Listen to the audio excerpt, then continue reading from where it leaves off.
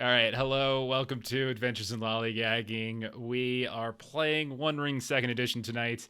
They've been talking about job stuff for the past 25 minutes on our Zoom call, so I don't know. I was happy to play 30 minutes ago, but for the past 25 minutes, it's just been job talk, job. I mean, Long got up and walked away. He threw his headset down in anger. It broke. Then he had to go find earbuds to replace. But that's where we're at today. Is we're playing One Ring. So yeah, everyone's real happy, right? With our work and our Jeff You worked can't out, bring me down. I'm always happy. Jeff worked out all of the kinks in his dice in our earlier game. Oh my And so God. that's where all of the natural ones and everything came out. And so all of Twice the dust today. has come off. Twice today. So we're playing did it fifth really? edition. We're playing some Strixhaven stuff with Yeah. Chuck and with Adam over at Grim Perilous. And twice today I got to roll at advantage on things. One of them was I was casting a what's that called? Chromatic Orb. I was casting Chromatic Orb. Natural 1, both rolls. Later on I got to roll like a history check or something like that for our test because we had an exam. Natural 1, both rolls. Swear I don't like D20s.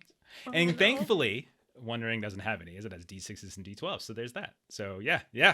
But Strixhaven's cool. I just hate D20s. Hey Aaron, how's it going, man?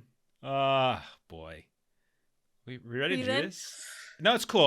I just while you guys were talking and putting me in such a bad mood by just layering on the work talk, I just added 4 or 5 extra orcs to the combat that we're gonna start tonight's episode with. So that's all. I feel You could better have about 10 it. on. We'll still take them out. No big deal. Yeah. I mean, I'm gonna depends get on which everybody ones. You're gonna get everybody killed. Yeah. Or I'll be the only one to survive. I'll run away and everyone will just be Is that pissed what at it me. is? Oh yeah. I He's mean, you I are a don't know loner. who the fuck you guys are. It just goes. I just met y'all yesterday. Yep. Oh man. Let's say. Well, speaking of meeting who everybody is, why don't we go ahead and do a quick little intro, learn who these characters are, etc., etc. Floy Long, tell us about your dwarven treasure hunter. Yes, Dwarven Treasure Hunter. He's been marked by an unknown entity. He's a little shadow in him now. Yeah. What's going on with that? Theories? Anyone got any theories? Something about this unknown thing is just so powerful that it's cursed him somehow. He's going to jump out of trees and attack all of us one day. I mean, that worked really well when he did jump. Because out the of tree. chainmail? I mean, I that don't know. infected Not both at wound the could same be time. turning him into a wraith, Could be in that. which case he'd be seeing shadows and wraiths would be talking to him. Yeah, Oh, he could be in the that- unseen. He could be getting glimpses of the unseen. Oh, Oh, look God. at that. Oh, boy. God. All right. Can't wait for that. Jeff's yeah. not writing anything down, though. So I don't have to. I already wrote all this down weeks ago. I know Oh, how God. all of you die. Oh, boy. Ooh, Triton Hexblade. That sounds like fun. All right. Ashley, tell us about Gilly Kettlegrass. hello, I'm playing Gilly Kettlegrass. She is our Bree Hobbit. And yeah, she's got a pretty fancy healing pearl that Erebon hasn't really told her too much about yet. But she's learned a little bit about it.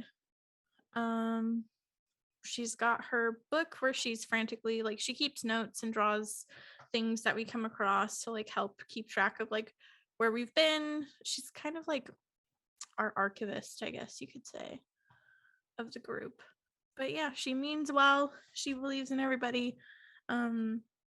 Friendship overall kind of thing. Yeah. Very cool. Very cool. Let's see. Bottom row, we have the tall people of the group. Arinial, tell us. Melissa, tell us about Arinial. How dare. What? What did I do? What did I do wrong? You sorted us by height.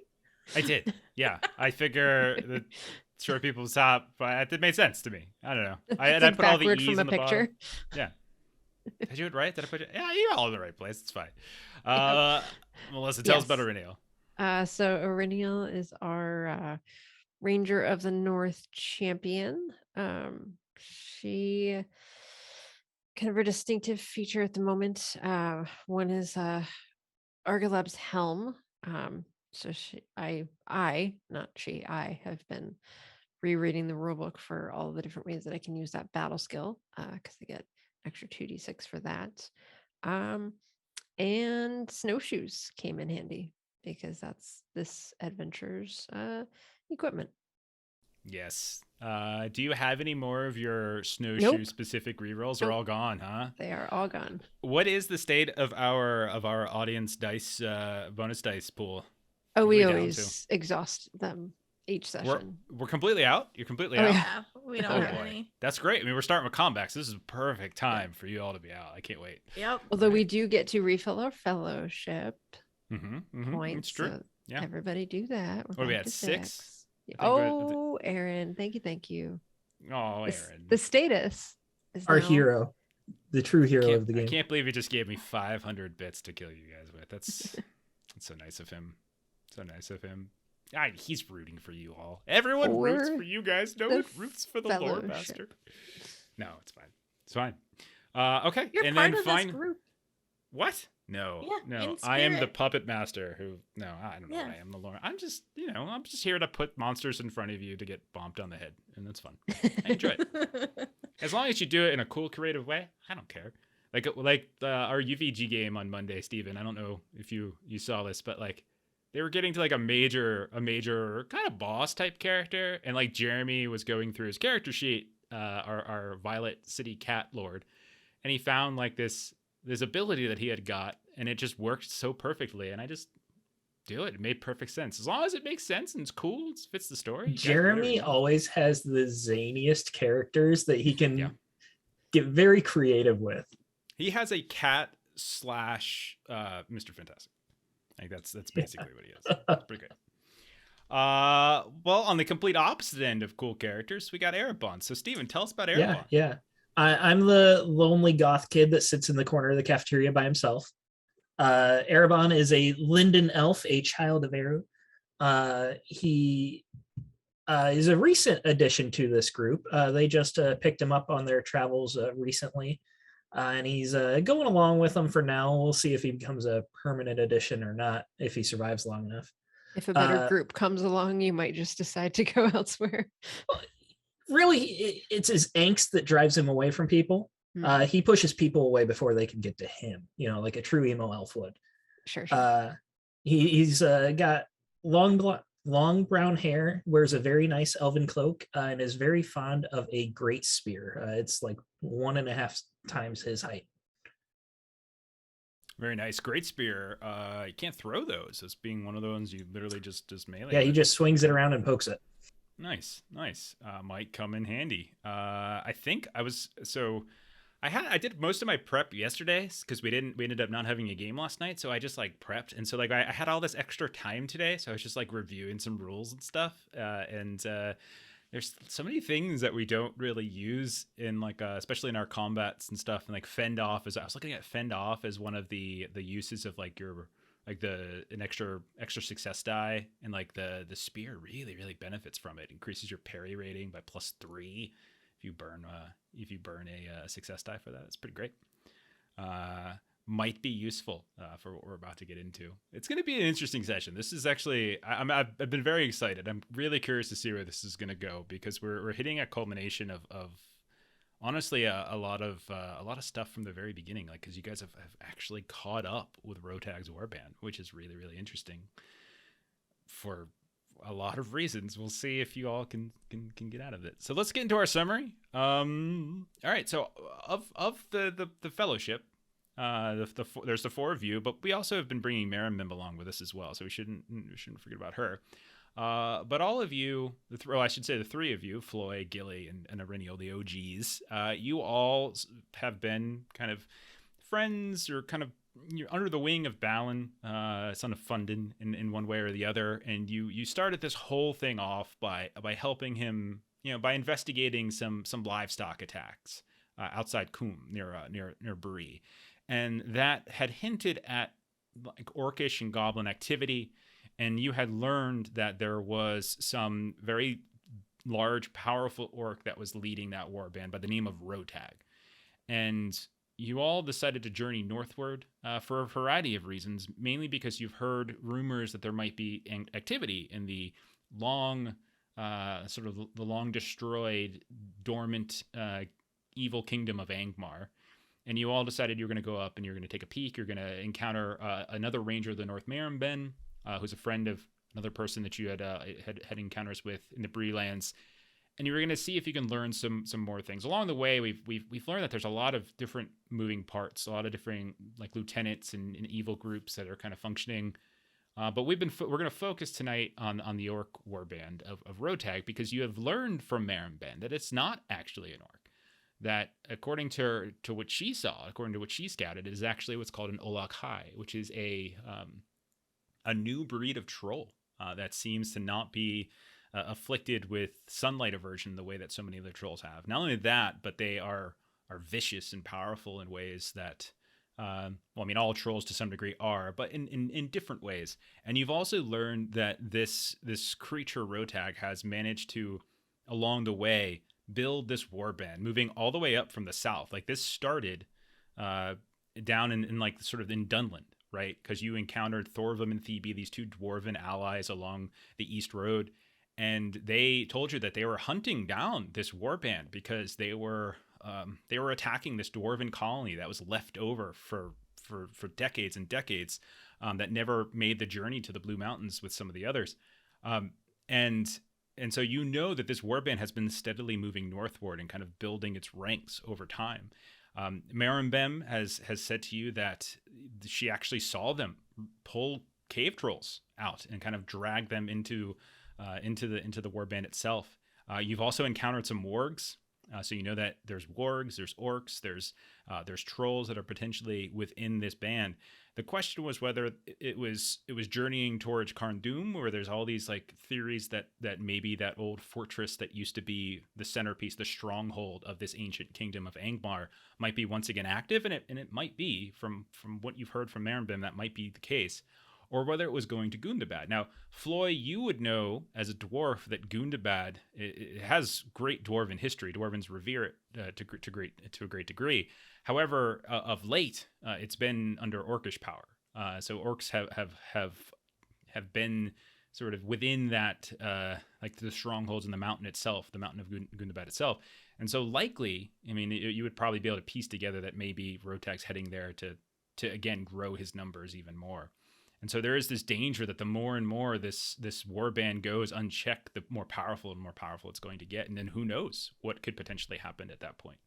So we ended, or I guess last session, we journeyed. You managed to convince Marin Ben to come with you. A very powerful ranger, but also one who's clearly been suffering, and the shadow has been kind of sort of sneaking its way between the creases of her, of her decency, and you can tell that she's brutal and cruel in ways that most aren't. And then you managed to convince her. You made it through Mount Grom and through the Ettenmoors. You managed to bypass this sort of depleted goblin town that was inside the mountain, and you had a few peculiar encounters along the way. Nearly fell into a lake, and shadow beneath some great fallen tree nearly reached out and plucked Floy from the lands of the scene.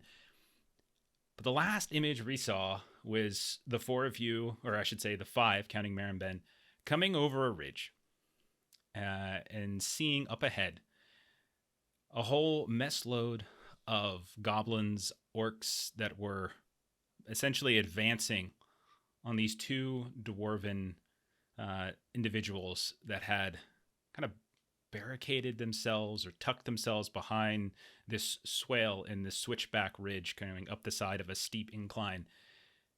And you recognize them from a distance as Thorvum and Thebe. And so I'm going to move you to a map so you can kind of see what we're at, and then we'll dive into how this is going to play out. So let me pull us on over. All right.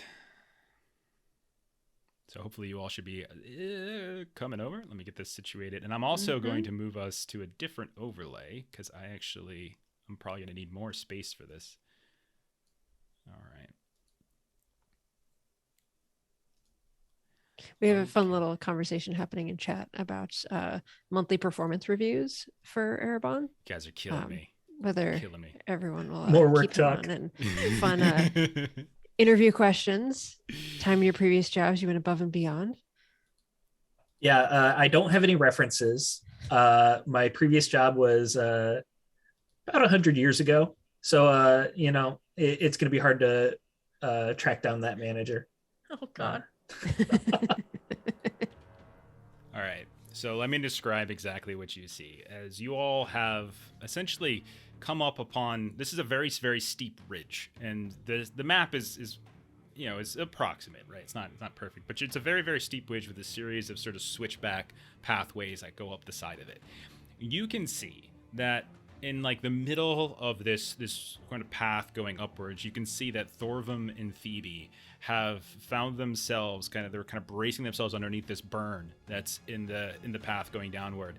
You can see that at the very, very top of the ridge, there's a handful of these kind of scrawny looking goblin archers that are firing down and kind of peppering them with arrows, while a whole onslaught of these orc soldiers are just pouring down the incline, charging at them, chasing at them. A few have already kind of engaged them directly. You all, we're going to say, have managed to get up to the base of the ridge. We're going to go into combat in a minute, but I do want to establish a few things so that everyone's kind of clear about sort of the battlefield, as this is combat. Unless you guys feel like trying to talk them out of this, I don't know.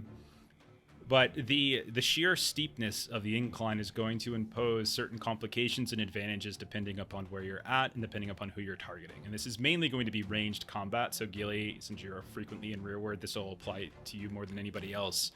But each of these ridges, and you can see that there's essentially 3 different tiers, right? Is going to impose, if you're shooting above and down, a bonus, or from below and up, it's going to impose a complication.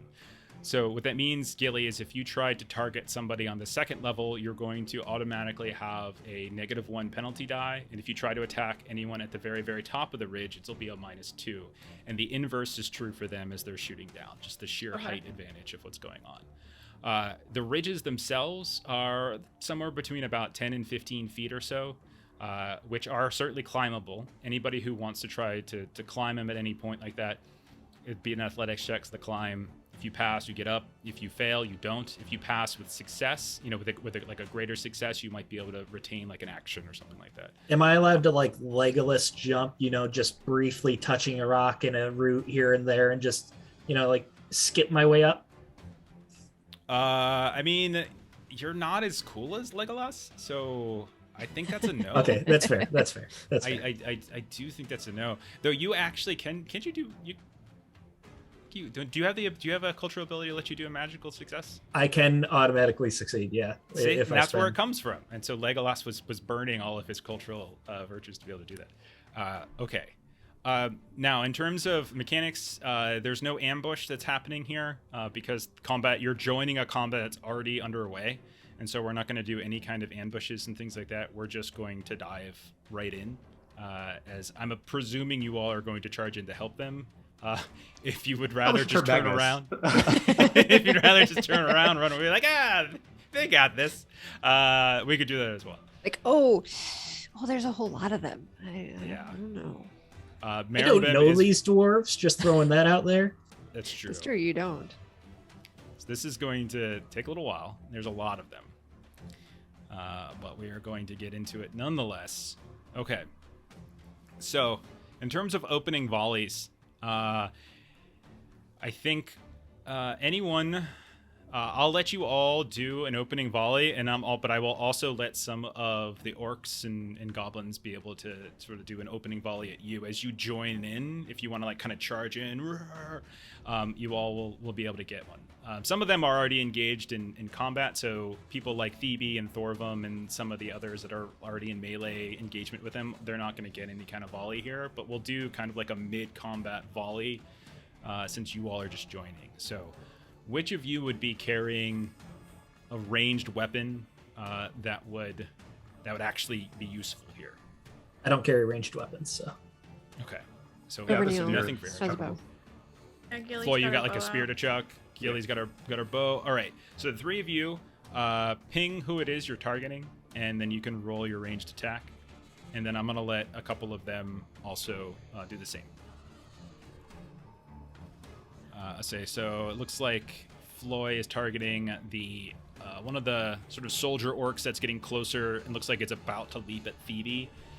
So Floy is going to try to chuck a spear at that one and intercept before he jumps on the other dwarf. Floy, go ahead and roll. Range attack, -1 penalty die as you're trying to throw up this ridge and catch them as they're running past. Okay.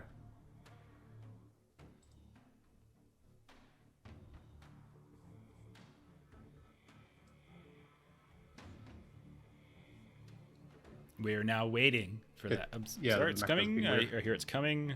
Oh no. Oh, that's a 1. That is a 1. That is the lowest possible roll as you hurl your spear up, but you don't quite get enough lift as it clanks against the upper lip of this first ridge wall and falls back down to the ground. Gilly, you are next. Go ahead and ping which one you want to attack as you're going to try the one kind of at the edge of the cliff next to Thorvum. Okay. I'm gonna say there's 4 of them over there that are engaged. So I would say the 2 dwarves and those 2 over there, ignore them because they're already locked in engagement. So Okay. anyone that's coming down this slope that hasn't yet kind of joined that melee engagement, we'll say you can take an opening volley at, and they can potentially do the same. So then I'll try this first one, the same one The same that Floyd one that targeted. Floyd shot at. Yeah, perfect. Yeah. Go for it. And same thing for you. Same thing for Iriniel. Take your -1 penalty die for just the range or just the height that you're trying to throw out to. Sure. Oh, that was bad. Same thing. You see Failure. the arrow just kind of clank off the side. Doesn't quite get enough lift. There's a little bit of fog and wind that's swooping past, so maybe that kind of catches it in the air. Iriniel, Yes. same question. Who are you targeting? Same one. Okay. So that one over there. Oh, So no, yeah, you're I just did the this 3 of you one. are all targeting the same. I mean, it is Rotag. It is that guy is literally the end boss of this leg of the adventure. Yeah, I'm targeting the ones over by Thorvum. No, I said don't target those. The ones that are already engaged Oh, sorry. Okay. in close combat, and that includes the dwarves and any ones that are kind of still running. you That's can right. probably That's right. Okay. Get a clear shot Yeah. at. Got it. Okay. Then yes, we are all right. And I'm having a character sheet issue for some reason. What's the problem? Even though I am targeting that one, it's not rolling when I click. There we go. Okay. Got it. Alright. Got it. I'm fine. Let's see. Do I want to? Sure. I'll take one so that it's not at penalty. Okay. So it's just straight. And that's also Alright. a failure. 13 This one under at least 14. gets up and over the ridge, but at the Yeah. last second, they just duck their heads and you see it kind of sail over top. All right. That is the end of your guys' opening volley. I'm going to give 2 of the archers, so there's on the very top ridge. I'm going to give them opening volleys, as the 2 of them are not currently targeting Thorvum and Thebe, and so I'm going to give them 2. Both shots will go. One will be at Floy, one will be at Iriniel. So the first one, I'll go with Iriniel. This is just going to be, and then we'll jump into normal. Again, they get a bonus die. That's 3 points of damage onto you, Iriniel, as it does manage to clip you, as you have to pause momentarily to fire your shot. And right as you do, you can feel, like right in the meat of your side, one of these goblin arrows comes slashing down. Okay, and that's just damage. It's just 3 points of damage, no big deal. And then the next one will target Floy. Same thing, from high up on the ridge as they see you charging in. And you hear them scream out, and you say, "Reinforcements have arrived!" And we'll fire down. This will be... That's a success. What did I roll on the feat die? I rolled a 1 on the feat die, so it's going to be a heavy blow, so you're going to take an extra 2 points of damage. It's a total of 5 points of damage to your endurance, Floy, as they do manage to hit both of you. All right, go ahead and switch into stances. So we'll get into kind of the combat area of this. So Floy, are you going forward stance as per usual? Yeah, I'm trying to switch into it. All right, that was opening volley. In combat. All right, try it now. Sorry, guys. All right, yeah, I'm gonna go forward stance. Okay. Let's see. Erebon, you're an open, or is that defensive? Sorry. Defensive. Always Okay. defensive. Gilly, you're going to stay in rearward. You have enough people. Yeah. Okay. And then Arinial, what are you going to be in? I'm thinking. Actually, I'm gonna start out in open, and I'm gonna do my battle task. Okay. Or yeah. Ooh. I got you. The combat test. Perfect. Yeah. Yep. Arinial, you can stay in rearward then if that's the case, because Gilly is going to be in open for this round. So if you wanted to try to take another shot before charging into that's fine. Yeah, I'll do that.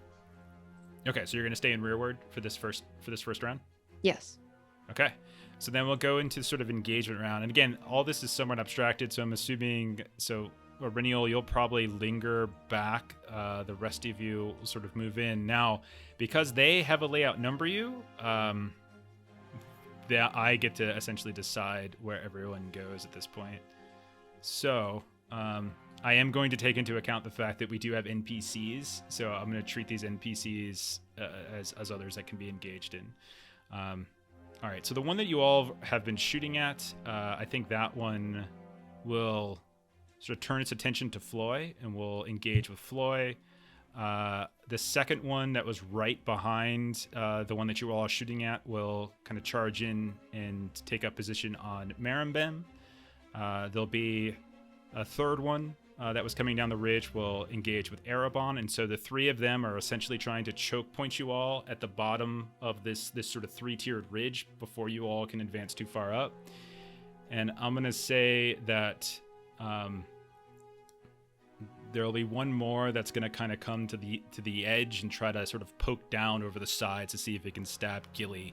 And that'll be sort of engaged with Gilly. And then the last orc soldier that's been running down the hill, I'm going to say is sort of too far away to really engage with anybody, and it'll probably spend its turn just running down the ridge, and on the next round of combat, it'll be able to engage with somebody. Meanwhile, the two orcs that were already on Thorvim and Thebe, each one will effectively just engage with one of the two dwarf NPCs. And so if basically everyone's got one on them, but you still have one floating soldier running down the ridge, and you have these four archers that are still kind of up on the ridge now, able to kind of just fire away because of the height differential. But we're going to start with Floyd. Floyd, is your turn. Combat has begun. You hear from Thorvim as they see you.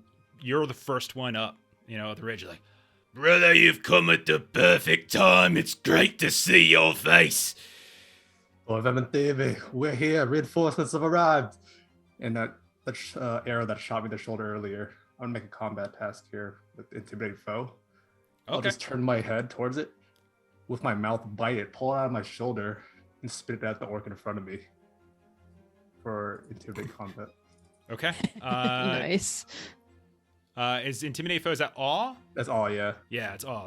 Okay, do you want to burn any before you roll? You want to burn any hope? You want to burn any audience stuff? And don't forget, because we're in combat, you can burn your fellowship points. And so a combat task, you can use Balin's fellowship bonus for this too, if you want it.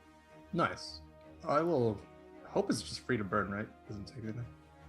Yeah, as long as you're like you spend a point of hope to kind of essentially activate one of your distinctive features. Like if what you're doing is in line with one of your distinctive features, you burn the hope to get the extra die. So what are your distinctive features, Floy? It's just proud and wary. I don't know if that's really. Oh, I think proud.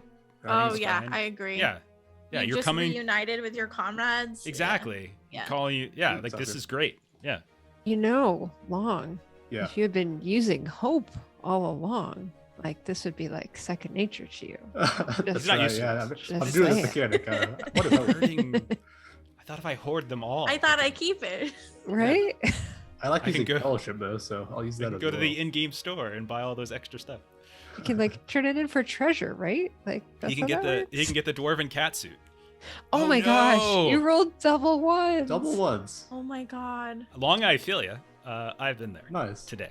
And you took So- one of the fellowship. Did I hear that Yeah, right? I did. Yeah, Okay. he did. So right That was as a you good go try, to buddy.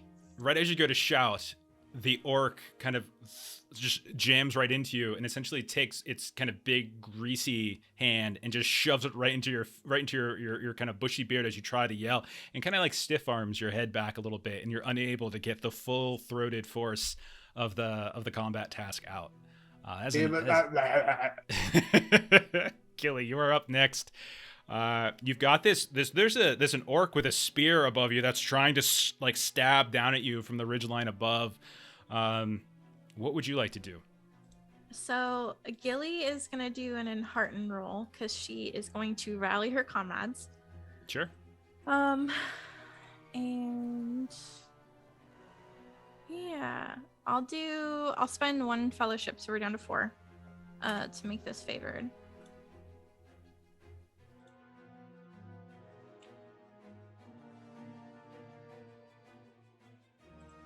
All right. So if you're successful, well, actually, either way, we'll hear what you have to say. Oh my! Okay, See, so Lon. she's extraordinarily successful. Okay, so this Wow. this doesn't. Oh, my thing froze. Hello. So regardless, you guys just hear, Thorvin, our friends, they're here. I have so many stories to tell you about what Floyd did and what Aurenial did. It was super cool. Let's just hurry up, deal with these guys. I can add it to the book, and then I can interview you. And like that's how she feels. Like this is so fantastic for her. And Thorvum's Oh, yeah. covered in blood. Thebe, they're covered in blood. And Thorvum just takes one of the head of this orc that's on, just sort of smash it into the side of the wall. Just, you had what the little one said. Let's get this done first. Okay, so explain what the so- effect is. My thing keeps so open. Rally comrades. Make an enhearten roll is my main action. On success, all party members fighting in forward stance gain 1d on their attack roll in the following round. If your roll includes a success icon, Which it does. Which You have it an extraordinary does. success. This is going to affect everybody. So yeah, basically, this because it's of it. applied to all player heroes fighting in a close combat stance. So Yes. defensive, Right. and open, I believe. Yeah, so next round, not this round, next round, all of you in close combat stance, you will add a bonus 1d6 because of this this rally comrades. Not Yep. this round, but next round. Perfect. Well done.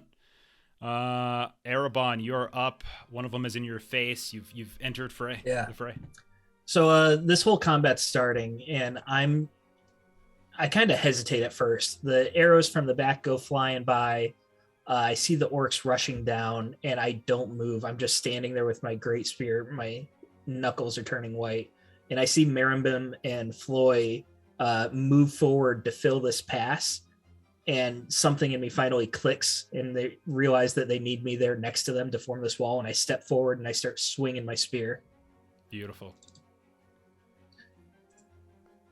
So you step up right next to Marimbim, in fact. Gandalf. And you are All right. immediately blessed with a Gandalf here. Yes, I am. With okay, one next success time as well. Next time, roll from the actual item as opposed to the combat proficiency, and you would be able to. I did roll or from no, the item. you did. Okay, you have your pop up, right? Okay, sorry. Yeah, my bad. yeah, I got my pop up. You can do a piercing blow then, since you did get a great success. Yes, that is what I'm doing. All right, so this means I have to do a protection roll. I'm going to then, on the one that you've targeted, I'm going to burn. I hate to get an extra D6 on this protection roll. Yeah. So I'm going to roll. Okay, so as you come charging in, you thrust out this this is probably a bigger spear than anyone else carries, and you thrust this thing out as this thing is the orc is like kind of getting ready to leap down on top of like the encroaching crew, and you just thrust the spear forward.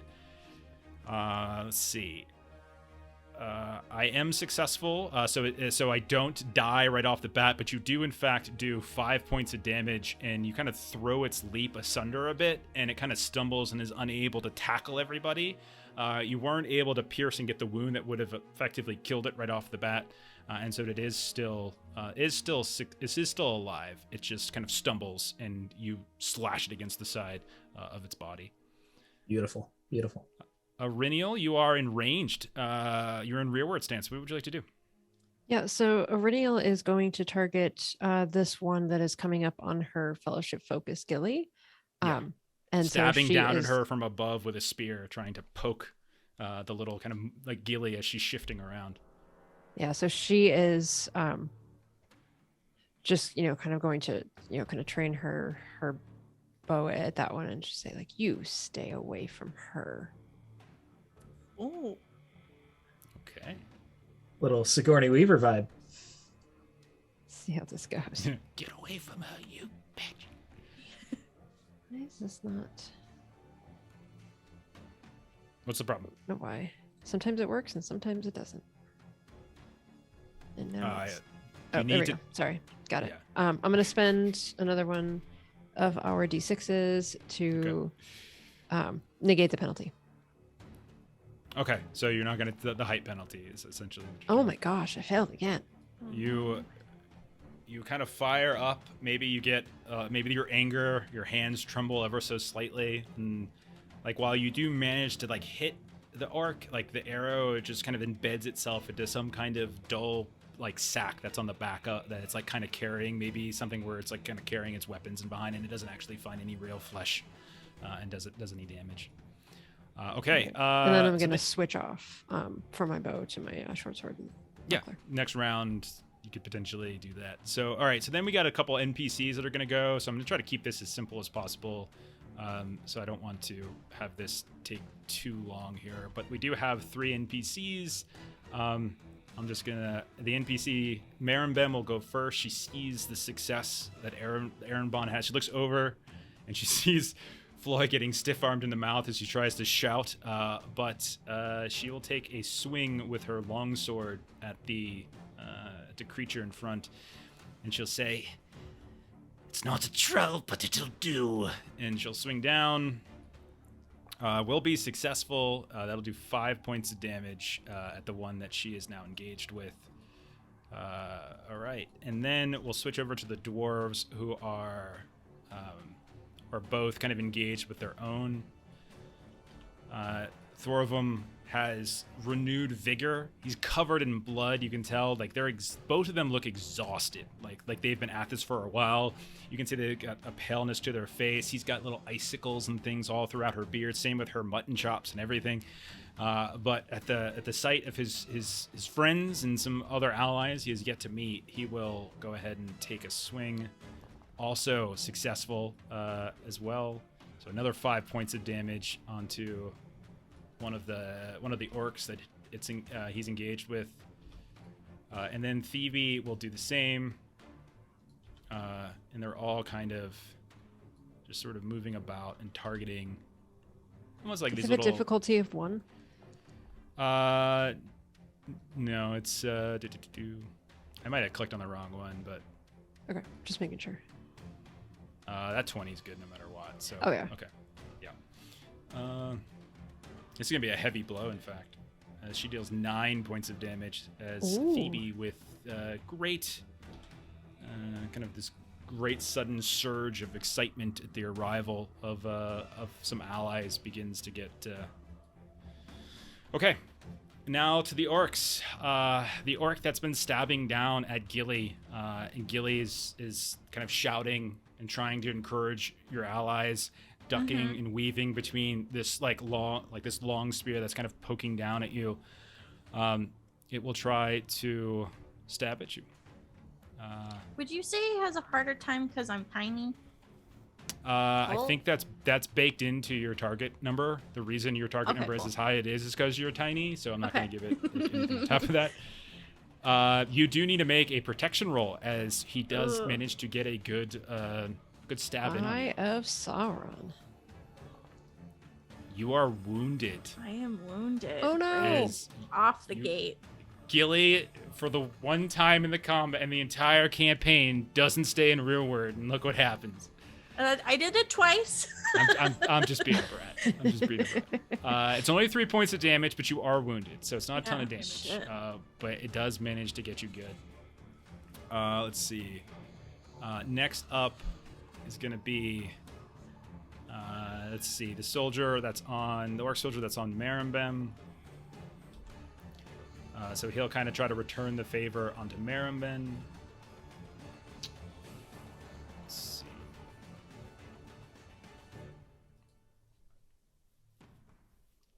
Man, I am just rolling left and right. Okay. So Marimbem needs to roll her own protection roll. Oh, do I need a roll for my wound, Jeff? Yeah, we can do that afterwards. Marimbem is Okay. also wounded. Oh my gosh. This is bad. Well, there's a lot of them. The bright side is these aren't the strongest orcs in the world. But we have to hit them. So the one get that was bad at kind of that. trailing is going to come up and sort of trail onto Thebe, looking like it's getting ready to engage with Thebe. Let's see.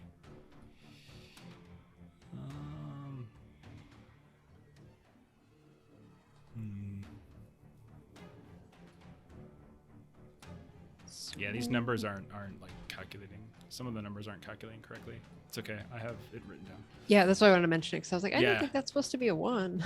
Yeah. No, you're totally right. So this is supposed to be a. All right. So targeting Thebe is going to be an 18. I have to hit an 18 to get Thebe. And I roll a 15, which is not a success, even though Would it you hit says. Mirabim then? Shoot a Mirambem protection on that is. That was a 12. 17. Or no, So sorry. yes, I read that wrong. Marambem attack on Marambem needed to be a 17, and that was also Rolled a miss, 16. yeah. Correct. Thank you. All right, so it's 18 on both of the dwarves, 17 on Marambem. So just keep me honest as we move forward. NPCs in combat don't work out all that well. All right, the one on Floy, who's already shoved a hand into his face, will try to swing a scimitar. I am rolling so much better in this game. That's 3 points of damage. Nothing special. No bonus die or anything like that. There are a lot of orcs for you to get through. The one that's on Thorvum will take a shot at Thorvum. Again, I need an 18 on the dwarves to hit the dwarves. 17 will miss. And then lastly, of these advancing orcs, the one that's on Erenbon will go next. Oh no. Chuck is giving bits to Jeff. Okay, orcs get a machine gun. That actually is that's fair. I appreciate. Yeah. So the orcs are going to Rapid fire crossbow. Okay, this one's on Erebon. That's a miss on Erebon. As the one that you managed to slash, like your spear thrust kind of throws it off balance, and as it swings down to try to catch you, it's ineffective. And then all of the archers are going to get to go next. And what I'm going to do is I'm going to have each one of them target each one of you. So each one of them is going to get a shot on all of you. You can pass mine off to Marimbem. Nope. You're so generous. Look at Nope. that. I want everyone to be included. I want her to feel like she's part of the group. All right, on Aurinial. Oh, I've damn. never rolled so many good numbers at the same time. That's awful. That's 3 6s. That's Okay. No, thank you. 1, 2, 3. I'm gonna blame I this on Chuck burn- somehow. If I burn all 3 6s on Pierce, I can get that to a piercing blow. Oh, well, I'm gonna give that a go. So this is just going to be 3 points of damage, and I'm going to burn my extraordinary successes to try to wound you. So go ahead and roll a protection roll. You're gonna have to do this manually. Protection roll against 14 on the weapon. so protection roll is Just roll where it says armor. So it should be. You have to roll a total of 14, which 22. Okay, so you're not wounded, but you do I still take 7 damage though. No, you don't take that 7 points of damage because that was because the way the pop-up works, it automatically assigns like a heavy blow to. But I burnt all of the other ones. I didn't figure out another way to do it, and so all you're doing is taking the base bow damage, which is 3 points of damage. 3. Okay, got it. All right, and then on to Gilly. Nice save. Nice save. Let's see, Gilly. The next one's gonna come on to you. You guys are getting pelted from above.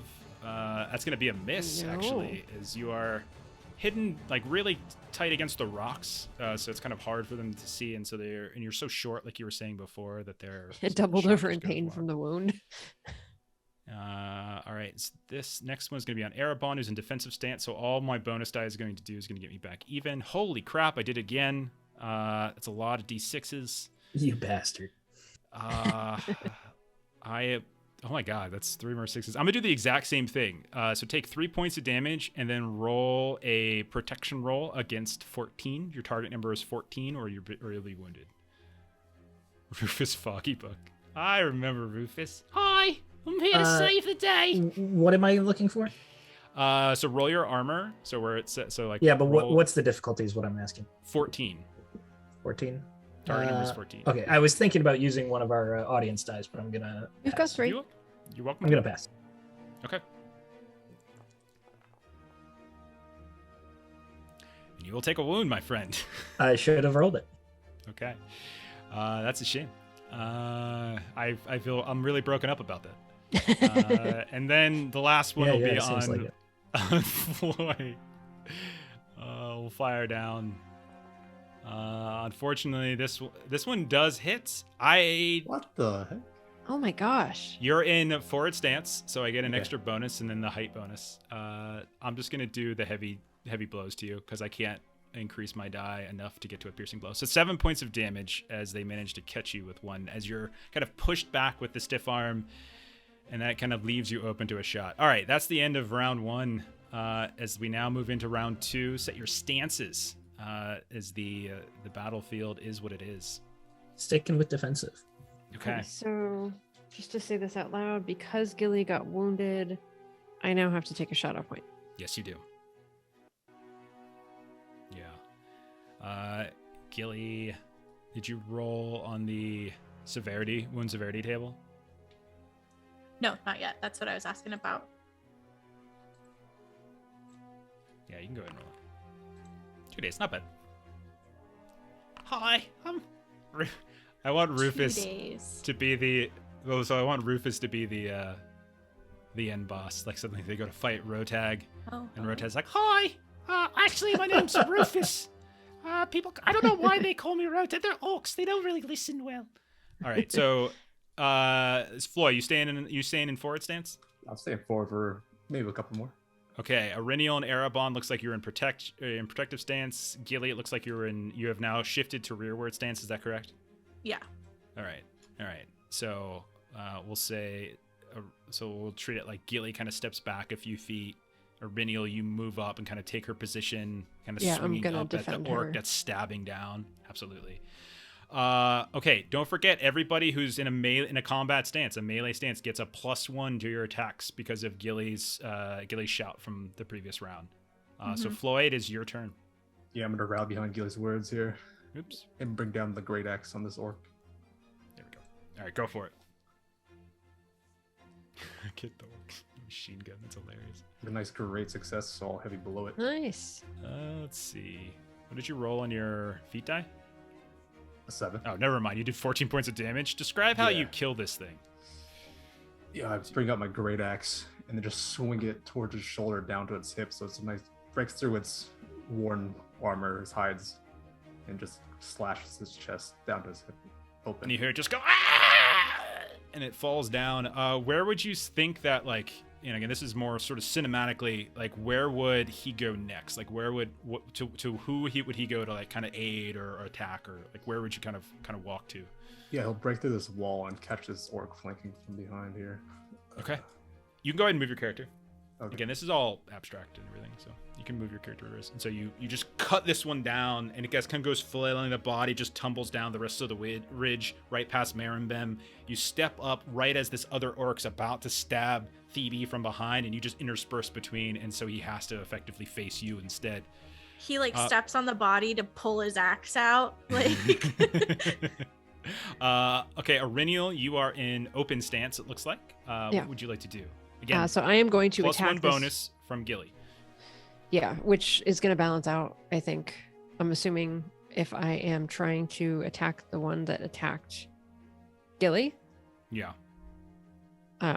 is there a negative that's happening because of the... Yeah, he's got the high Yeah. ground, so Yeah. that'll cancel. Okay, it. so it'll you just roll basically be normal. a square. Yep.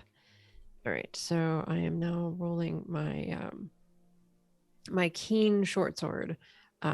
And so, she's going to come up and just be like, I told you to leave her be. Okay. And I am going to spend one of our fellowship to do this at advantage. Chuck, I don't know if you're still watching, but seriously, the difference between my rolls in your game this morning and this game with D12s and D6s is literally night and day. Literally night and day. It's crazy. All right, so Reniel, you got your success. Yeah, You did I've roll a got a- 10. Yeah. So it's already piercing, so I'm going to spend the extra then on heavy blows, so I'm just going to add 7 to the damage. Okay, so it's gonna be 7 total damage. Plus, I'm gonna have to do a protection roll against. I will burn a hate to gain a bonus D6 to that protection roll. I can't remember if this is gonna pop up. It does pop up. Okay. I do manage to protect. I'm not wounded, so he's not out of the fight. But your 10 total points of damage nearly kills him on its own. Actually. That's what you get for wounding Gilly. So you kind of slash into the side of its leg. Its leg nearly just comes clean off right underneath the knee, but it sort of rips its own leg free, and your blade kind of comes out and squirting blood off to the side. And it looks down its leg and look at you, and it just goes, as it doesn't seem to be out of the fight just yet. Reniel says you should be miserable. Yeah, what does miserable do to the roll? Off the top of my head, Because I had forgotten to take. I said that I needed to take the shadow scar, and then I didn't do it, or the shadow point, and I So- didn't do it immediately. When you make a roll, if the feat die shows the Eye of Sauron, the action is an auto failure. Okay, so if- then everything's if you're fine. miserable. So you're fine. It doesn't affect the Okay. roll currently. But just Great. go ahead and click that. We're good. Okay. All right. So then next up, it is going to be Erebon. Erebon, you're in protective stance. What would you like All to right. do? I'm gonna try and press the advantage I gained. I got hit by the arrow that knocked me back, but I know that this orc in front of me was kind of knocked off balance by my last attack, and I'm gonna press forward and swing again. Yeah, go right ahead. And you get your bonus from Gilly in the previous Yeah, round. that puts me at 0 because I would have a penalty from being defensive. Okay. Unfortunately, that is not a success, as they're able to, at the last second, sweep their scimitar down and kind of parry away the jab of the spear. Okay. Yeah, I'm just too off balance by that arrow that hit me, and I'm just staggering and trying to get back, and I'm lunging really just to keep him away from me at this point. All right. Okay, so next up, we need to do... Sorry, I'm just checking something really quick. Just a quick reminder, since we forget sometimes, that we can always take knockback once a round to have the endurance loss. It does mean you lose your next round, your next attack, Main because you action. have to kind of like, Yep. your main action is to stumble back into place, but it does reduce endurance loss for a round. Gilly, you're up. Could you say I could move up like close to Mirabem? Is that close enough to put me on second level? Yeah, I'll say you're on second level. It's fine. Okay, so I don't have the negative anymore. Yeah, for as long as you fire on the ones that are on this like second tier of the ridge, I think you're fine. Yeah. Okay, cool. So I'd like to. Mirabem's kind of in front of me, and so is Erebon. So I'm gonna shoot kind of like behind them at this guy who originally hit me and it wounded me. Okay. So the one that Aurenial is firing at, or Yeah. excuse me, the Aurenial is like fighting and kind of like just stabbed in the side of the leg. You're gonna try to take it out. Okay. Yeah, I'm gonna shoot him with my bow. All right. And we'll see how this goes because I Yeah, go am for it. weary. Oh, Not no. great. That's a failure. Okay. Okay, Aw. it's a good roll still. Wow, why does your number look different? I don't know. Why is it My- hollowed out like that? That's It's weird. weird, My so they things- count as 0 if it's Oh. below 3. Oh, Good yeah. Good Okay. call. That's true. Yeah, good call. That's clever. Okay, so Marambem is up next. She'll swing out at the one in front of her. Again, so just everybody knows she needs to hit a 15 so that I can do this right this time. I didn't do it correct last time. So she needs to hit a 15 with her attack. And she's going to get a bonus die from Gilly. She will do a heavy blow as she is success, and she does 11 points of damage to the one Ooh. directly in front of her, which I think will kill it, if I recall. I think Yep, you guys it does. convinced her to tag along. So you watch as like Marambem sure. is like this, just hatred just begins to sort of swarm over her, and almost she kind of gets lost in the sight of battle, and she just like slashes like this sort of diagonal slash across the chest of this orc who just flails back, blood kind of spurtling, and then she hacks a few more times as well on top of it before pushing it down to the ground and kind of stepping forward. As you can tell, like she just sort of gets lost in the anger of it all. Thorvald will go next. He'll target the one he's been fighting. He needs a 15 as well on this attack. Let's see.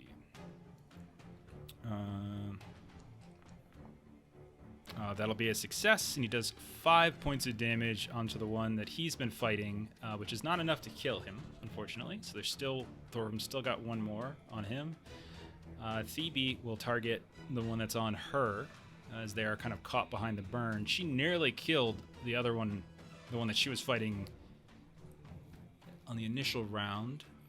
And she will finish it off with this second round. So one quick, like, horizontal cut from the last round that kind of took it right in the side. She brings the blade back out and kind of sweeps it back around and does a backhand through the other side. And almost like felling a tree, this thing falls down, and the body runs Just in 2 pieces. Just, bifurcated. yeah. Just the way J.R. Token would have wanted it. Phoebe's getting it done. It's not at all you. Okay, so that is the NPC's turn, and we go now to the orcs themselves. The orc that was nearly killed by Irinial and wounded Gilly, that's still kind of using the footing of that second ridge, will, instead of trying to chase Gilly down, who has now slid back around, kind of this little choke point, turns its attention to Irinial, having just shouted in his face. It's going to use its spear again. It's the only way it can really reach you too easily. It's got the bonus. Okay.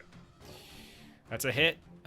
With a 25, I rolled a 9 on the feat die, so I will go ahead and make that a piercing blow. 3 points of damage, and you need to roll a protection roll against target 14, Irinial. All right, let's see. You are successful again. Clutch protection roll once more, but you do take 3 points of damage from this one. Okay. Okay. You are tough. Next up, Making me is mad. the one that Floy has now jumped in the way of, and so it's going to turn its attention to Floy. It had designs on kind of backstabbing Phoebe, but with Floy kind of engaging, he'll turn your attention to you, and he will swing this scimitar and try to run it through you, Floy. Actually, no. He's going to charge down with his spear and try to shish kebab both you and Phoebe. Slide the spear into you. That's what's going through his mind. Let's see if it actually works that way. Probably. It's a very creative orc. He's very creative. Oh, Got a no. powerful imagination. He also paints. You His watched name a lot of Reading Rainbow as a kid. Yeah. His name is LeVar. He was so distracted by that visualization that he just completely messed. His parents named him after LeVar Burton because they watched so much Reading Rainbow. It's great. He's always been more of a dreamer than a doer. He really has. Like he would probably be a really good ally. And unfortunately, that is not success. Let's see. Starting to get some slowdown here. All right. Next up, it is going to be, as you've managed to take out several of these soldiers so far. The one on Thorvum will go next. Again, needs a 18 to hit Thorvum with his swing. Let's see. And does, with exactly an 18. Does not get this heavy blow that's going to come through, so it's just 3 points of damage onto Thorvum. Lots of stuff. Okay, so Thorvum's down 3 points. You guys are... next up, it's going to be the orc that's on Erebon. So Erebon, you had a chance to take it out, but unfortunately you missed. It's going to sweep down at you. But it also will miss. Unable to connect. And then all of the archers will then get to go. And again, I'm going to do the same thing because you guys are the heroes of the story. Each one of them is going to take a shot on all of you. Let's see. We're going to start with Ariniel. Bobbing and weaving. Unfortunately, you get hit for 3 points of damage as I do roll an ISR. That's an automatic success, which means you also have to make a protection roll. So go ahead and do that. You are protected once more, but you do, in fact, take more damage. Next one will go on to Erebon, who is in defensive stance, but this shot is quite good. Sneaks through, take 5 points I'm just going to play dead at this point. And then on to Gilly. Let's see, Gilly. Go ahead and take... sorry, I put one too many die on that. Take 3 points of damage. And then lastly, on to Floy. As... let's see... and that is correct. Go ahead and take 5 points of damage and roll a protection roll, Floy. Wow. Protected. Yep. All right. We go to a new round. Stance choices. I have a Aurelia's question. mad. Yeah, go for it. Before I choose my stance. Yeah. If I get up in this tree, could that negate like the disadvantage from firing at the archers? Absolutely. Okay. I would require an athletics roll, I think, to be able to do get it into the tree? quickly. Yeah, to be able to do it quickly. I mean, you can climb a tree any day of the week, but to do it quickly in battle, I would say, is probably a little different. So I would require an athletics check for you to climb. Okay. Yeah. So like my round, I'll use my action to get over there and then To climb into the tree. Yep. Okay. Yep. We'll say that's all part of it. And you can still do that in rearward. That's fine. Okay, cool. Floy, you still in forward? Yeah, I'm still forward, but I'm now weary from all the I'm arrow sticking with fire. defensive too. Okay. Erebon stays in defensive. Ariniel, are you still in open? I'm gonna go forward. I'm gonna go bold. There we go. And Gilly's in rearward. Floyd, it's your turn. Go for it. Yeah, with the momentum of my last axe swing, I'll run towards this one with another slash. Sure. Oh And I no. rolled a 1. Oh no. Oh my gosh. That is a miss as you are too excited as you slash down and it is able to sort of dip off to the side ever so slightly. Ariniel, you are next. All right, I am going to take a fellowship, and I'm going to take a audience dice. Yeah. I'm going to try to reposition myself a bit, kind of where I'm at, next to this guy. Yeah, you're close enough to like the armpit of this switchback that there's no climb check necessary. You can take a couple steps up. That's fine. So we're down to 2 fellowship, everybody. Yes, we are. And so I am going to roll this. I'm also, because I'm being dumb and going up, I'm going to say that that's bold. So. But you just said it's dumb, not bold. Is that one of your distinctive features? All right. So Reniel, you slide up onto the second ridge. and to try to finish this one off. Go for it. So why was it saying that I would be ill-favored, but I spent a fellowship, so then it would not be ill-favored? Because you were wary. Okay. So you'd have to manually click it to. So then it just. Can I make it go from ill-favored to favored, or it just gets rid of the ill-favored? It would cancel each other out. You would roll normally. Okay. And then I'm going to do. Spend a hope and. Okay. Got all that in there. All right, that's enough to kill it. The 3 points of damage is enough to kill it. I don't have to even worry about the protection roll. This is going to be like center mass, just that anger is still there for wounded Gilly, and just short sword. You've got run it arrows straight sticking through. out of you as you like put one hand on the ridge, just pull yourself up and swing at the same time. Mm-hmm.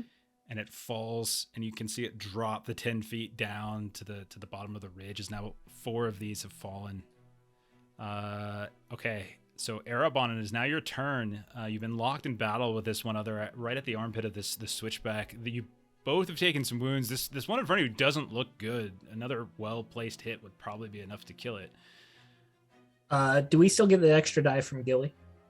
Or is that over? Not for this round. No, that was just Okay. for the one round. So kind of the exact opposite of Erennial. She's been getting hit, and then she's using the anger to drive herself forward. Erebon has gotten hit a couple times, and his resolve is starting to fail. And anyone close to him could see that there's a little look of panic on his face. However, everyone around him seems to be winning their respective fights. So he's going to press on a little half-heartedly, just trying to keep this orc away from him. We do still have 2 audience if you want them. I am not going to use it, and I'm going to fail anyways. Okay. As it is noodle fight here in the middle. As Gilly, go ahead and make that athletics check if you want to climb up.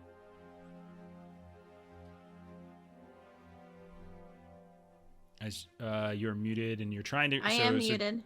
So you're trying to climb up this tree that's on the edge of the ridge to see if you can get a better vantage point of the goblins that are firing from the top of the ridge. Yeah. Can I get do we have any dice left, Melissa? We have 2. I'll take one. All right, Alright. go for it. And Great that'll get you up. success. And with a great success, I will say you could do this and still get a shot off if you want. Nice I job. wanted to do the prepare shot combat task. That's fine. Yeah, I'll say you can move up, and then you can prepare as you climb up. You kind of get a vantage point to target one of the ones that are at the top. All right. Go ahead and move. But I fail my prepare shot. Okay. Go ahead and move your token into the tree. All right. So then Marimbem is going to kind of skirt around the one that Erebin's been fighting, and is going to try to do what he has not been able to do. She's going to try to finish this one off. Needs a 15 on her attack. And she'll kind of look over at you, like just, you could see like her eyes are just kind of like where you're starting to get concern and fear, Erebon. You can see that she's getting like this sense of bloodlust, and it's just, she's like reveling in this as she tries to hack down the one in front of you.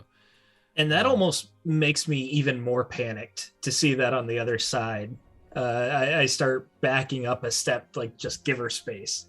And if that's not the worst, she swings down. She gets an Eye of Gandalf and a great success and 11 points of damage as she just lops the head clear off of this orc, which kind of collapses down onto you, kind of flopping onto your spear. And as it falls, you see her in all her bloody glory now, as the one that you have been fighting with is now dead. Too Old Twitch, thank you so much for that. Thank you. All right, so We're up to 5. let's see. Let me get the right one. All right. And then Thorvum will try to finish off his. Again, needs a 15 on his roll here. Sorry, I'm getting some of those mini freezes again. Oh, that's annoying. It only happens in Chrome. So I was trying to go through it once more. We'll just say the roll's successful because, Thorfinn and Thebe have just been kicking butt. Yes, so Thorvum is successful. Thorvum kills the one that he's been on. Phoebe will step up. I like your system, Melissa. I don't know why we don't use it. It just Will step up and kind of makes sense to sort me. of 2v1 the one that Floy is on, and so they're going to try to turn the tables on the one that Floy has been trying to attack. Again, she needs to hit a 15 on hers, I think.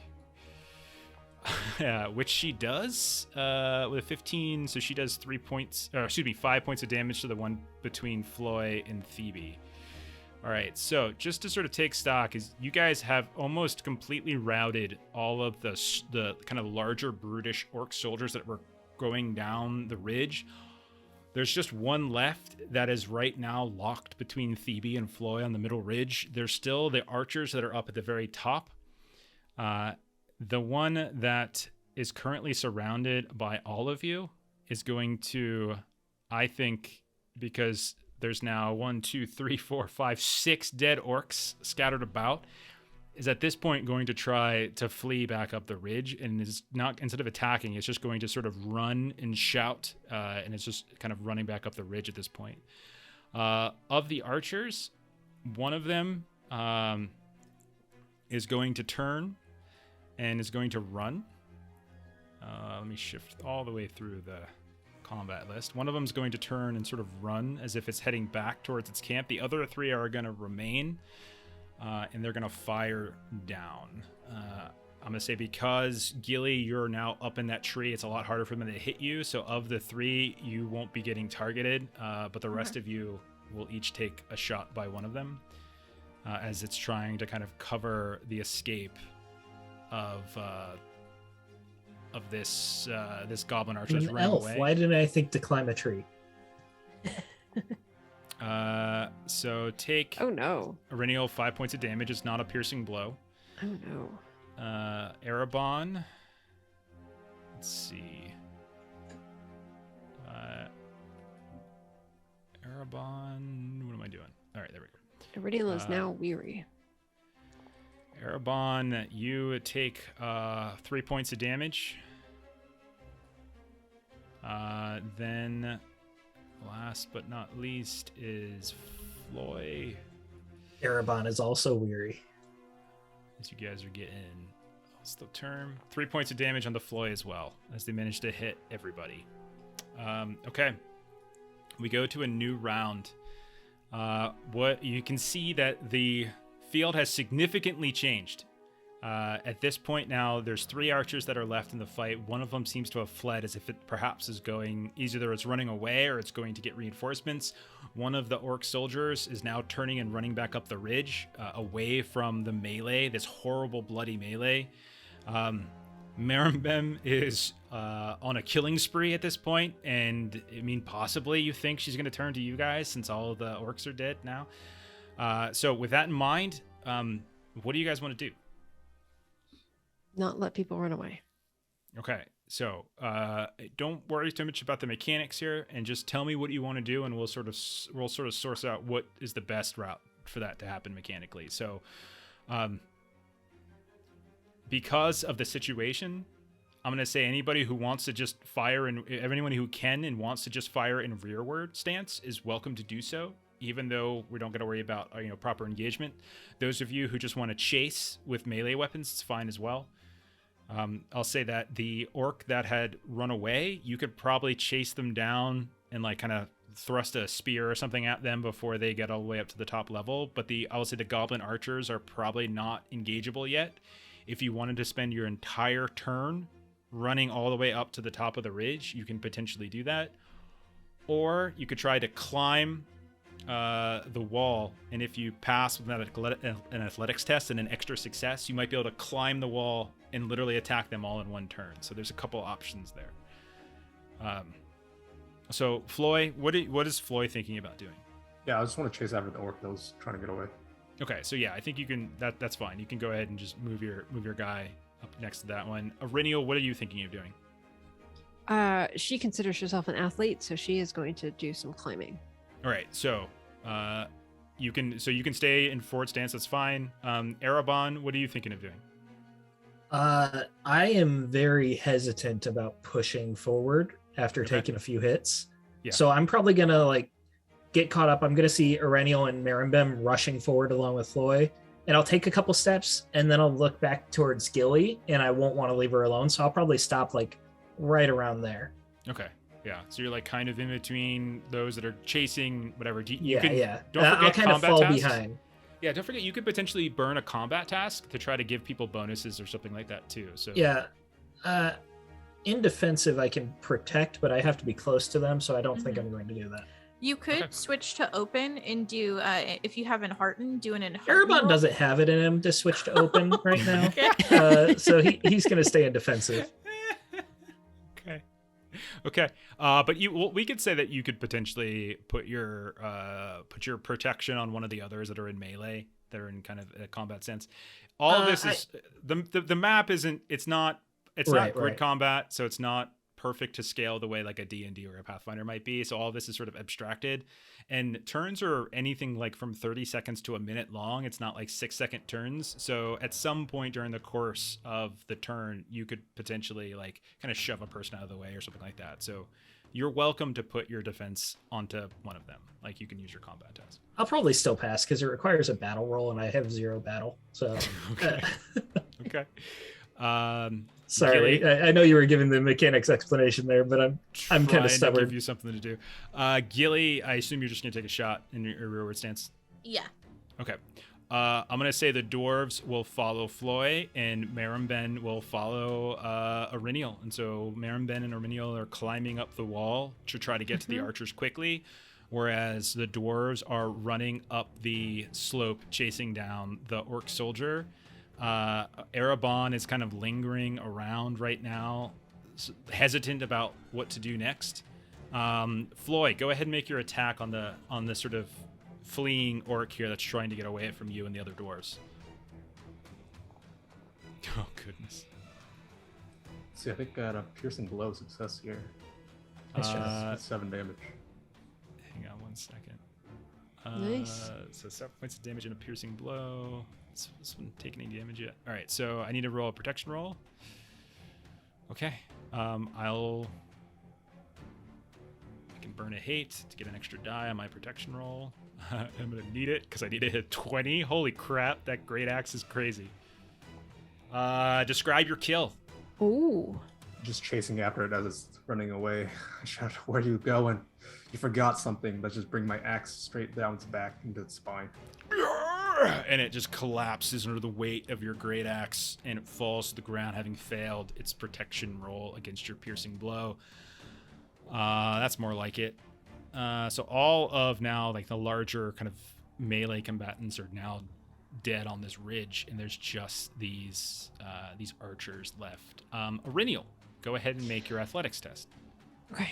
And what I would like to do, if you'll allow, when I get up there, is I kind of want to like use my athletics to get up there, which obviously I have to succeed at that first, and the rest will be moot. But what I want to do is I actually want to like kind of grab it and pull it back down to like the level that we've been at.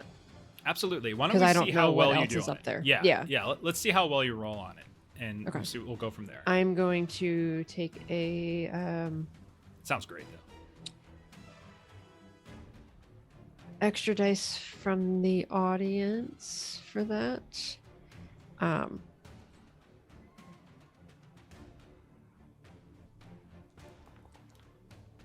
Does that mean we have 4 left then? Okay. That is correct.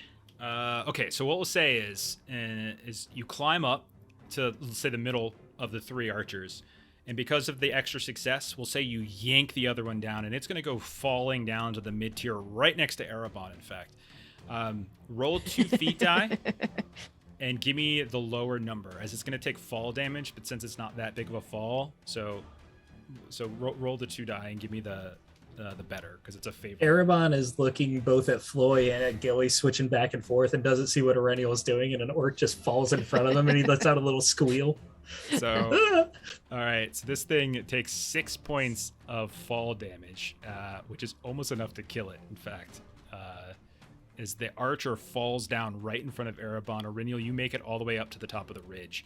Now you are in forward stance, which means Erebon, it's actually your turn. And you now have a target. Would if I you have want to actually? Mhm. I would kind of panic and just poke at it with my spear for sure. Yeah. And I'm gonna give you take a bonus die on this one because it just fell, and so it's probably like prone and flailing around a bit, and so it's not quite got its footing. If you want to try to sort of try to stab it here. Just to clarify, Aurinial wanted to stay kind of hidden, and so she's actually going to come. Like, she may not jump all the way back down, but she doesn't want to be like fully standing up on the top. So you're kind of clinging. Just like, Yeah. Yeah, you're clinging to it, having pulled one down. Yeah. Give me the damage on that, Erebon. Describe your kill, Erebon, as this thing suddenly falls down in front of you. Wow. Like I said, I did not expect this orc to just pop down in front of me. And really, more than anything, I just kind of dropped my spear and just pushed myself away. Not necessarily trying to kill the orc, but trying to put distance between myself and it. And I just managed to get it right in the neck. Awesome. Very, very cool. All right. So Not quite cool, but that's not what I was going for. I think it's cool. Like the whole sequence of her pulling one down. Aurelial was down, cool, and, for sure. No one needs to know. Just like You- the fact that it's panicked and you're just like, oh! Totally meant to do that, I keep guys. trying to give Steven Aurelial like and I options planned and this stuff the like entire that. time. Yeah. No, I always play shitty characters. It's my thing. Gilly, you've got a clear line of sight up here in the tree at everything, and the tide has significantly turned. You do see one of these goblin archers is trying to make a run for it. Yeah, I want to shoot that one. All right, go for it. Let's see. So, I am going to spend a hope to get 2 dice because I am keen-eyed.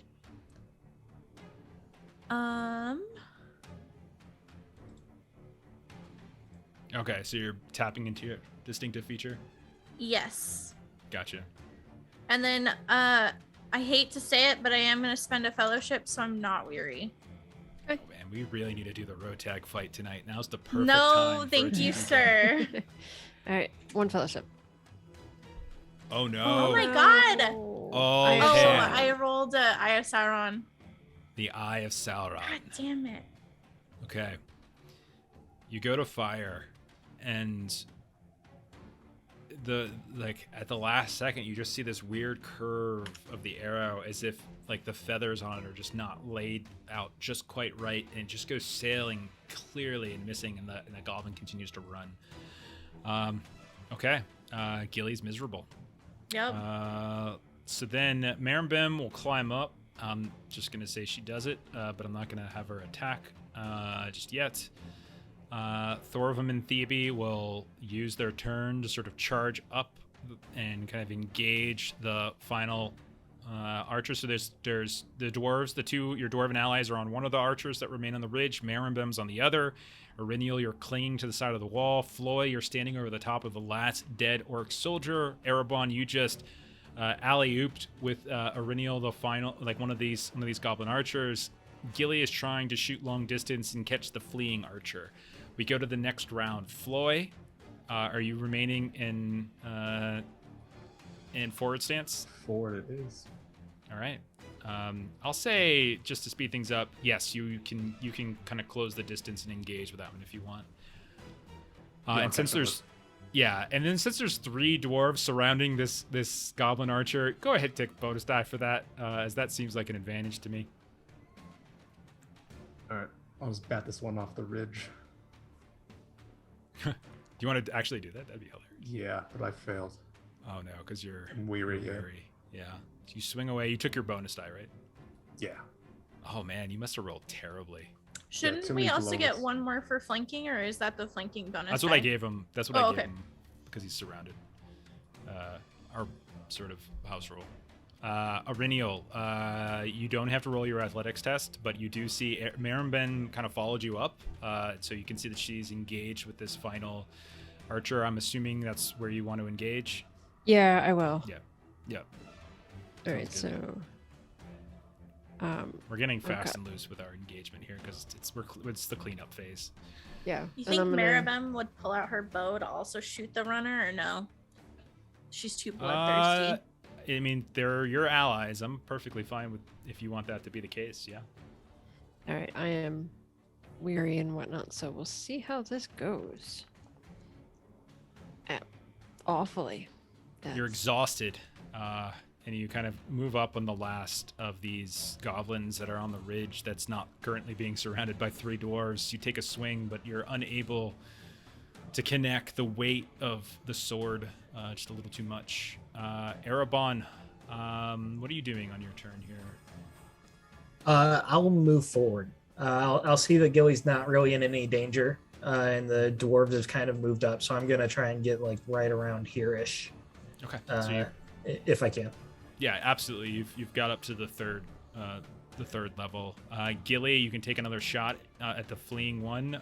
It's a little further. This is the last time you're going to be able to get an attack at it without a penalty, as it's now getting further and further away.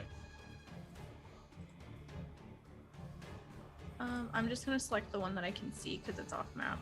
It's the same. Yeah, it'd be the same. Okay. So it's fine. I am going to. Can I have an audience die?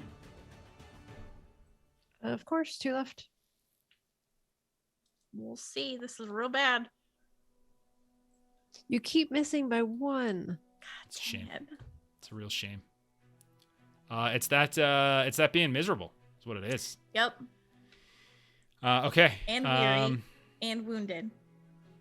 So if you shout to Marimbem to get the one that's chasing, she will leave this last goblin that's on the ridge to Orinial. Well, one of the last 2 goblins, and she will pull out her bow. So she'll drop her long sword into the ground and just quickly whip the bow out, and she'll take a shot. Needs a 15. No bonus or anything like that, it looks like. She needs to do this. Don't think she gets any bonuses. Yeah, no bonuses. Okay. Come on. It will hit. It says it's attacking Floy. It's not actually attacking Floy.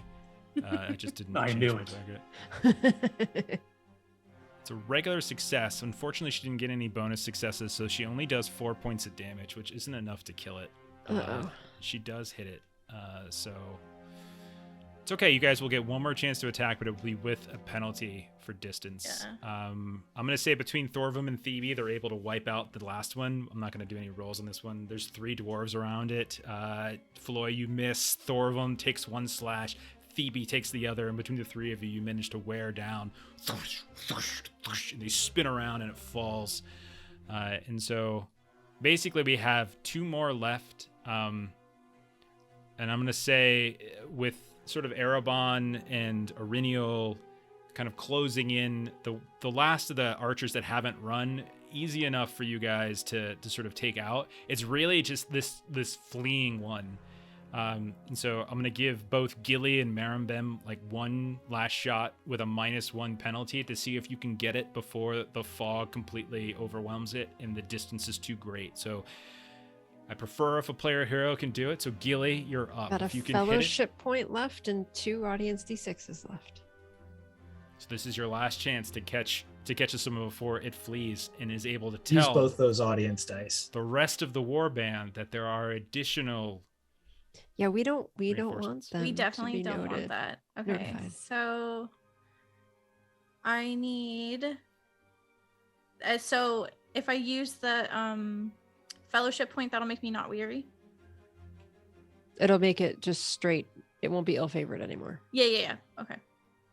Yeah, you still have the The weary. Okay. It just 1, won't 2s, have- and 3s. It'll down to negate the 0. effect of it. Um, For is that the miser? Wait, weary. She's is got miserable. multiple things on her. Yeah, yeah, me too. I've got a lot. So I'm gonna take an audience dice, and then I'm Just one? already miserable, so I'm gonna spend a hope again Okay, to get 2 more dice there you go. because I'm keen-eyed. There you go. Oh no, another Oh, ISR. no. Damn it. You didn't take the Yes! fellowship point. Oh, you did. No, I was The just fellowship weary. point would have given you. Well, actually, she had to because she rolled at. Oh yeah, you're just weary. Okay, it's still a Yeah. fail. You rolled an ISR, so it's an auto fail. I will give Alright. Marimbem 1 shot, needing a 15. 4 points of damage. Protection roll. Floy, you're wounded. Ah.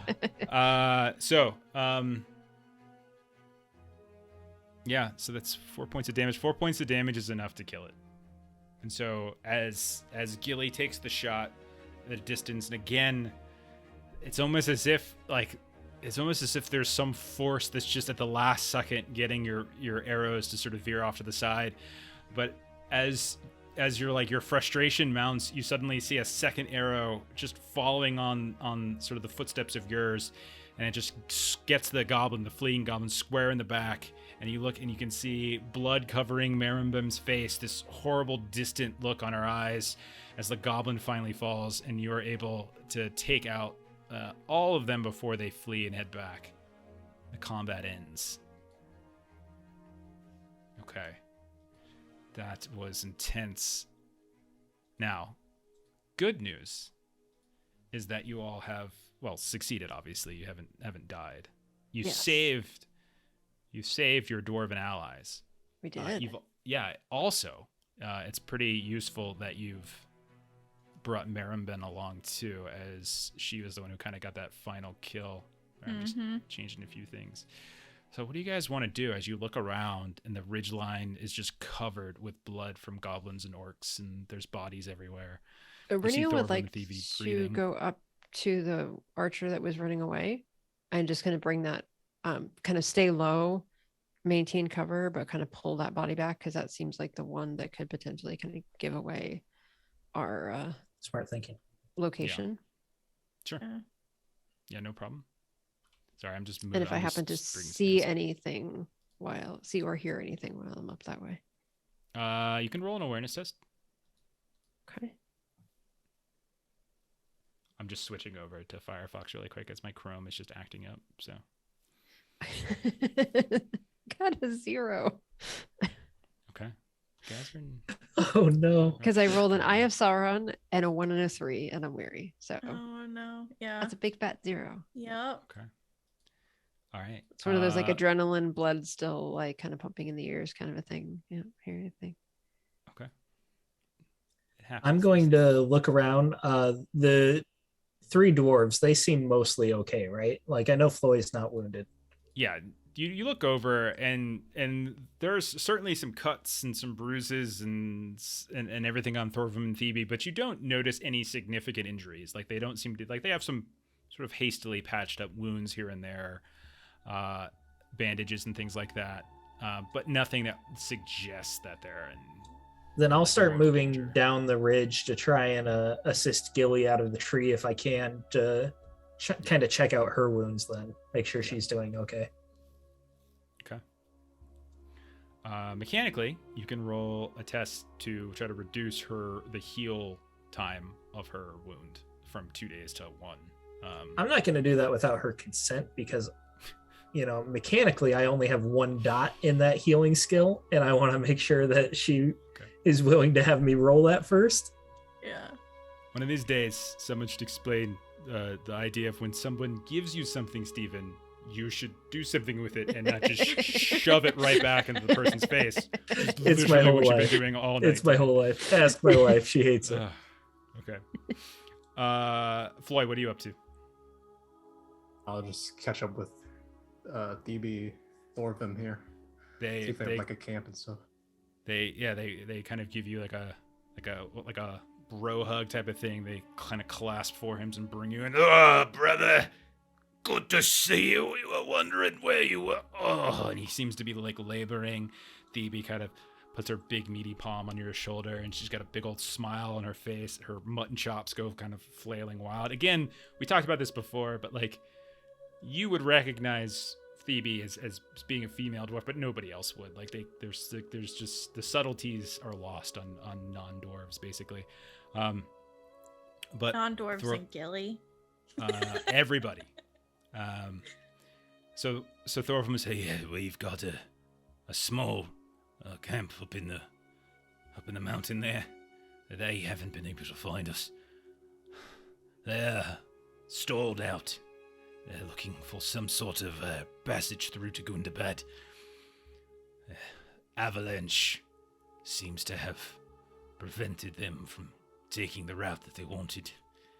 They've been sending scouts into the caves, into some of the gullies and crevices. We've been picking them off as best we can, ensuring they don't bring back any kind of intelligence. But it appears our game of cat and mouse has caught up with us. Well, we went after one of their scouts and it was a trap. And this band here chased us and cornered us here on the ridge. I think if not for you all, we perhaps wouldn't have made it. We missed you at Mount Graham. We hung the tapestry, as you said. And when he didn't arrive, and Rotak moved his warband into the caves, well, we had to follow. It's good that you've arrived in. You've brought more allies, I see. Though. Yes, we're here. We've got some more friends as well. Kind of looks at the elf a bit. Yeah, he kind of looks at the no. I question your choice of company, I suppose. That one doesn't seem to have the heart in it. Maybe he just needs more time. He's been alone for a while. Perhaps. Quickly. Let us leave here before reinforcements certainly will come at some point. They already know that a few dwarves prowl about their camp. They know not our total number, and thankfully, they still do not. This way. He kind of motions to everybody. Like, come. At the base of the tree, I'll be looking up at Gilly, who I assume is coming down. Are you okay? Gilly's- Are you okay, little one? I mean, my pride is wounded. I couldn't land any shots today. What's the point of me being I understand here? the feeling. And Gilly will kind of like trudge behind you up towards the group. As we're trudging along up the hill. But she is bleeding because she did take a big old to her shoulder. Yes, I am also bleeding. So the two wounded people are trailing behind here. Just remember that there is more to life than killing. You are valuable to your companions, whether you are able to kill orcs or not.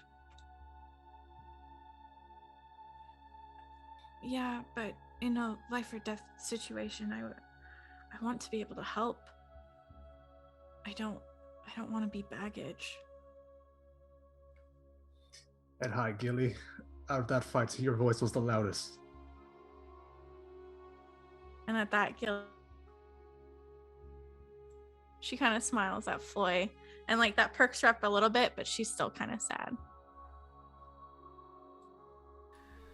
Okay. I have trained in the arts of killing for literally centuries at this point, and I would say that I am no more effective than you.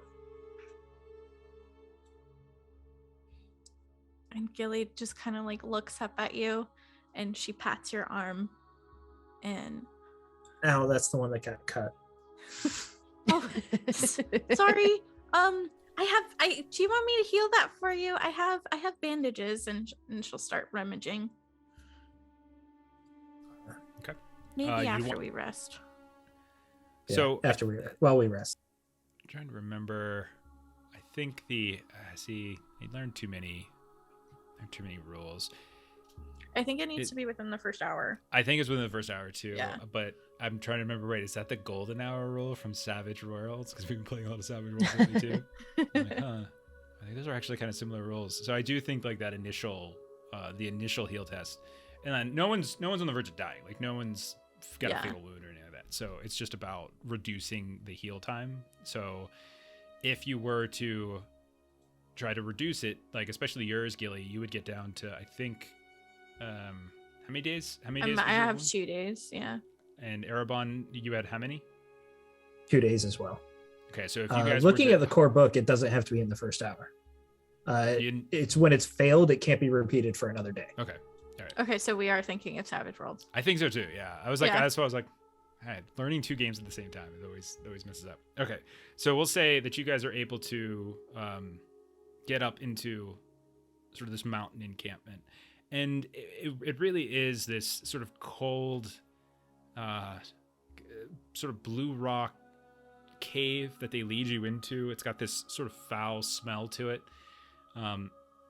and when you kind of get further in, you can see like there's a handful of their equipment here and there, and it also looks like they've kind of scavenged a few extra weapons here and there, like these kind of cruel looking orcish barbed spears and axes. Nothing that's as good as the make of the weapons you have, but might either backup weapons or some other things. There's a scattering of what looks like food here and there, and sort of water, and like they've been here for a couple days, you can tell, because you know that Rotag's warband was several days in front of you, like because of you guys having to rest more at Deal's homestead.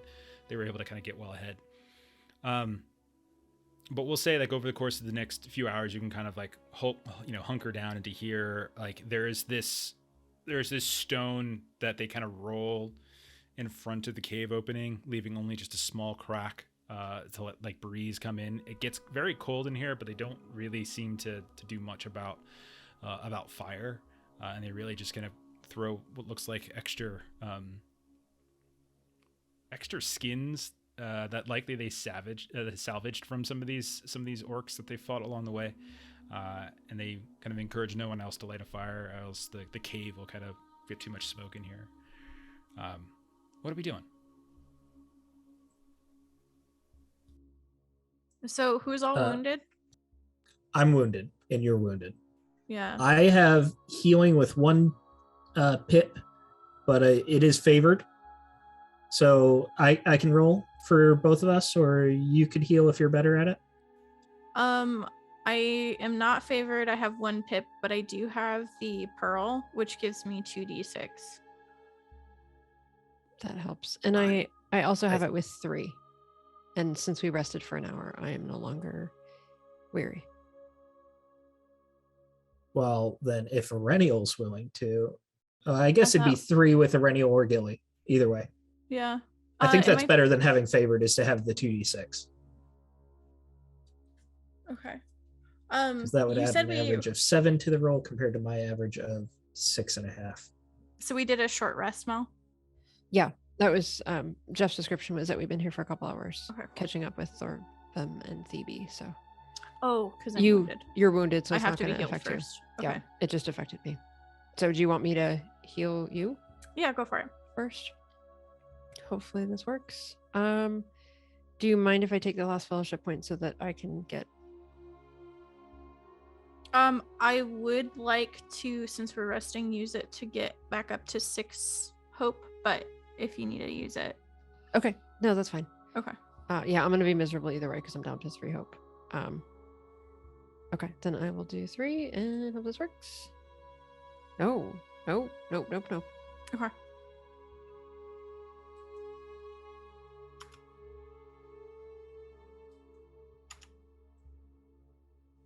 There is a audience D6 if you need it, Gilly. All right, so it says each hero may be administered successful first aid only once. A failed healing roll cannot be repeated until at least a day has passed, as the failure of the treatment isn't immediately apparent. So you won't be able to repeat that, Erennial, until tomorrow. It does say successful first aid. So if anybody else wanted to try to additionally do it, that's fine. But since it also says the failure isn't immediately apparent, I would assume we read can't that do as it you today. want. Yeah. Yeah, if it's not immediately apparent, like it would take a while. So I think I did a great Yeah. job. I don't think I would be able to like look at it and say, wow, you really messed that up. Erebon, you wanted me to Facts. heal you? Yes, if you don't mind. Okay. I'll take that audience dice, Mo. So, by the way, Ashley, we weren't losing our minds. There is a 1 hour rule, but it's for dying heroes, and it came into play Oh! for Floy. That's what Okay, it was. that's what we were thinking of. Yeah, so if the roll is successful, if the life has been saved, and they come back to their senses in about 1 hour. So dying heroes must receive a successful healing roll within approximately 1 hour, or they will die. So that's where we're getting the 1 hour from. But that's that. No one's dying. Everyone only has one. Yeah. One wound. So there's nobody. Who's Although with these rolls we're doing for our healing. Yeah. But we don't it's- know they're bad. Yeah, we don't know they're bad. So Erebon, as I like to think, we're kind of like Erebon's sitting down, Gilly's working on his wound, and then behind Gilly, Erenial's patching Gilly up. So we're like a Mhm. little healing train. Little train, yeah. And we think we're doing good things. Yeah. And then I- afterwards, Appreciate the care. You see, you do bring much needed help to this group. thanks. So you guys also see Marimbem quiet again in the corner. You can see as you guys were leaving, she was the last to come, and she had been like taking trophies as she was coming back, kind of like cutting a piece of this or a piece of that, and she is sort of wrapping them up and tucking them away and kind of keeping off to the side. The dwarves are very happy to see all of you. And they kind of offer what little they have, and they don't have much, but they do have some. But at a certain point, they kind of look over at you, and they said, and they just say, He has,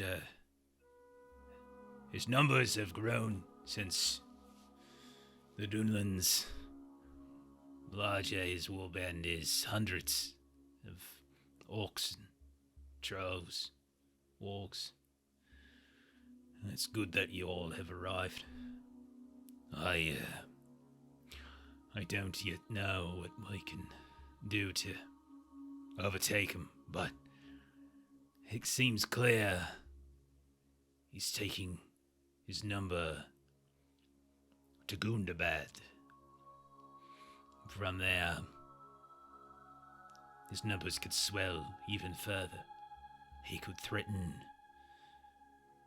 many places. Erebor itself, Dale.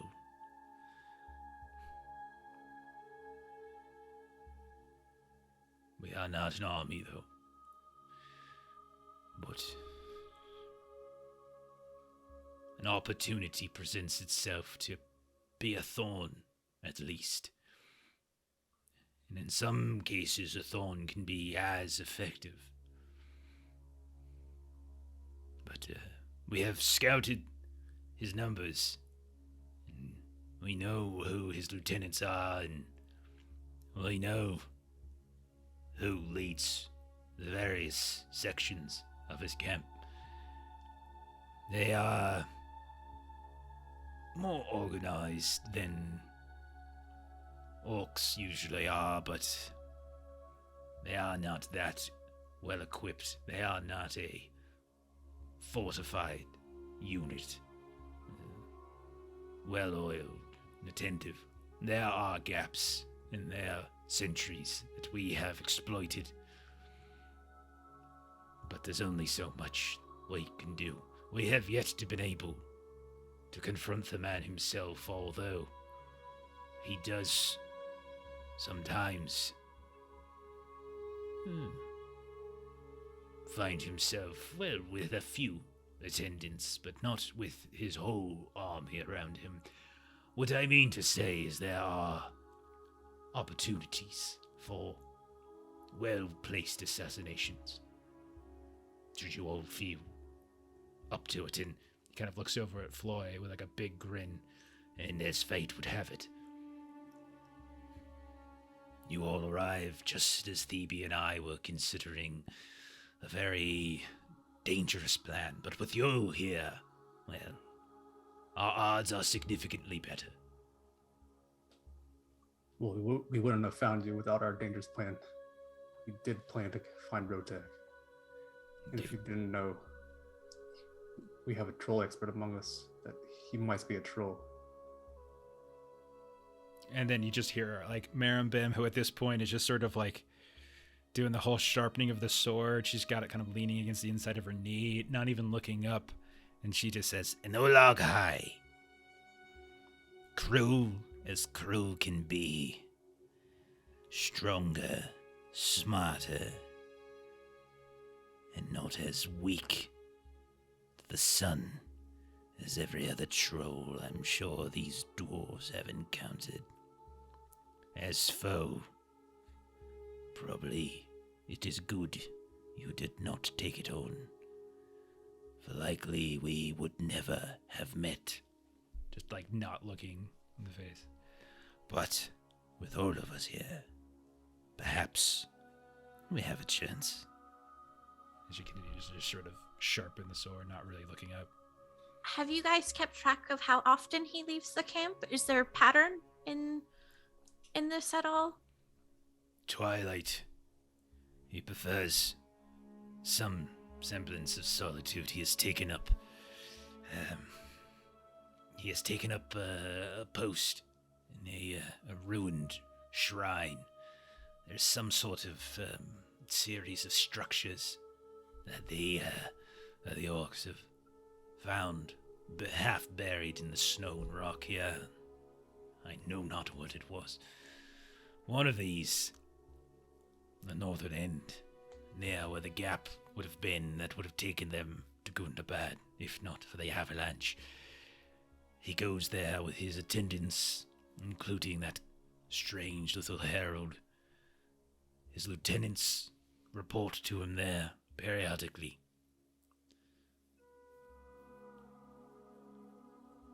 Most of the day, he patrols, either within the camp or near enough to it. He has a very slender, lithe orc who seems to keep the wargs. They mostly are doing longer range scouting. There is a pale, crew-looking orc who drives the trolls. This is long and barbed whip. They have found a knoll off to the northwest of where we're at. And inside that knoll they have put some of the cave trolls that they recruited along the way. The foot soldiers, those that you've encountered, are led by a squat, dark orc with a heavy shield. Those three are Rotag's chief-most lieutenants. His attendants seem capable as well, but not as much as those. And that herald of his, he keeps on a very long chain, like a leash, pulling it this way and that, and it stumbles to the ground. That strange blue flag it carries from time to time. I know not what it is. Some dirty, scrawny goblin. We haven't gotten close enough to do anything with it. As far as we can tell, it doesn't seem to pose much threat, at least. But what is the point of it all? My people have led armies this far north many times and broken their hordes, and yet still they return. You all wish to kill a single orc and hope that that will make a difference? They will find another leader. Every orc we killed here is one less orc that kills another to the south. Not all of us, One less orc out of thousands. What difference can we hope to make? We are but a few. Like this dwarf said, we are not an army. Even if we're a knife in the dark to assassinate this one, will it truly make a difference? The difference is hope, Erebon. We have to hope that this will make a difference, and we know it will because he came here from near the Chetwood of Coombe. He was there. He was Coombe, around there yeah. briefly, and he's traveled this way. So if he's traveling down close to our cities, our towns, what good would that do to just let him continue to roam and amass these armies? What good does bringing more death into this world do? We slaughter them, they slaughter us. It's just death and death and death. I do not wish to die. I think that is the point, that some of us have to be the ones to fight the battle, and some of us have to be the ones to bring some death here so that others can live on and maybe not even know that all of these things are going on if we have some amount of success. And that is why we do what we do. Everyone cannot be the innocent. In order to maintain some folks' innocence, others have to do this work. But for every victory we gain, there is still more setbacks. As I said, my people have crushed the armies of Angmar at the Battle of Fornost, and yet still we are here, and they are still a threat. No matter what, there will always be this threat. When do we end this fighting? I don't have those answers, but we do it for the periods of peace, of prosperity, for the calm. I don't want my family to have to live in fear of attacks from the north. So here we go. We go to the north. We're here. And we're going to stop it to the best of our ability. So the question is, do we attack the lieutenants and then Rotag? Or do we go straight to the head of the source and then hope that dissent builds among their groups and they turn upon themselves? And Aurenia will turn to Thorvim and Thebe and ask if, so he goes into this area on his kind of walks each evening. Is that area well guarded when he is not there? Might we be able to sneak in ahead of him? Two well-armored orcs trail him at all times, as does his herald. But I don't believe any linger throughout the day in the ruin of the shrine. I suppose it might be possible to find a way to hide within the ruins. I should warn you, though, at times some of the lieutenants venture to Rotag's spot and deliver whatever news needs to be delivered. We have harried some of the others here and there.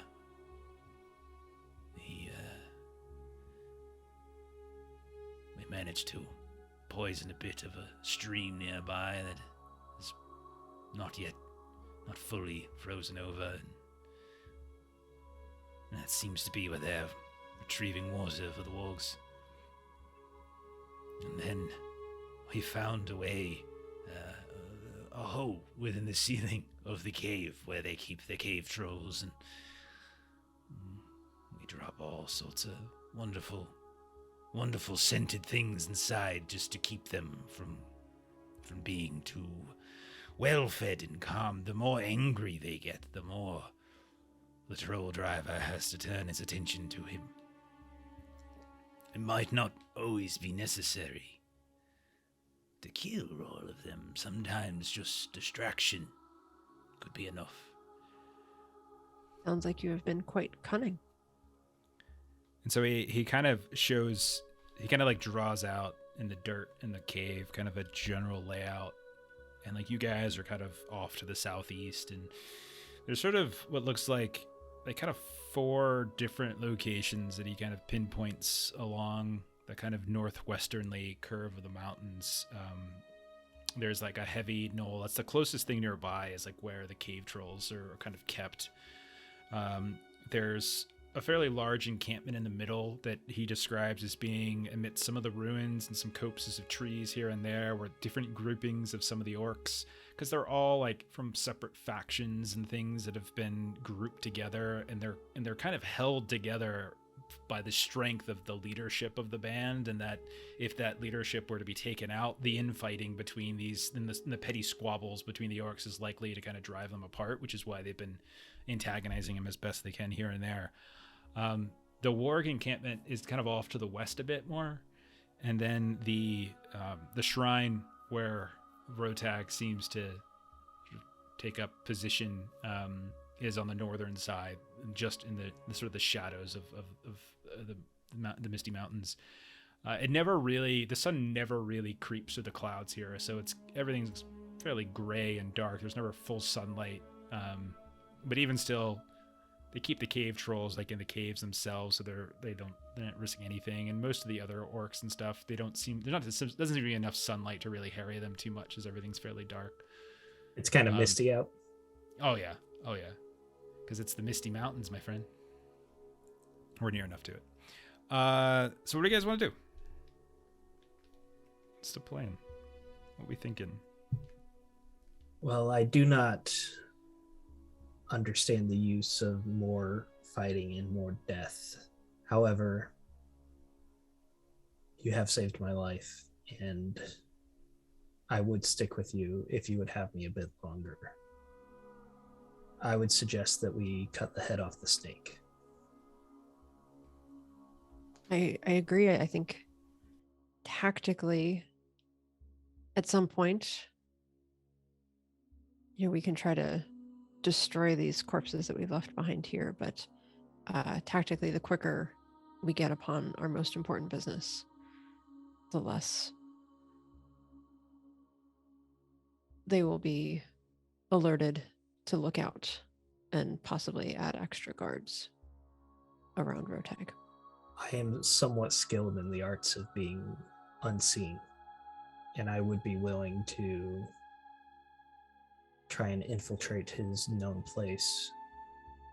However, would the rest of you be able to assist, or would that be a lone mission?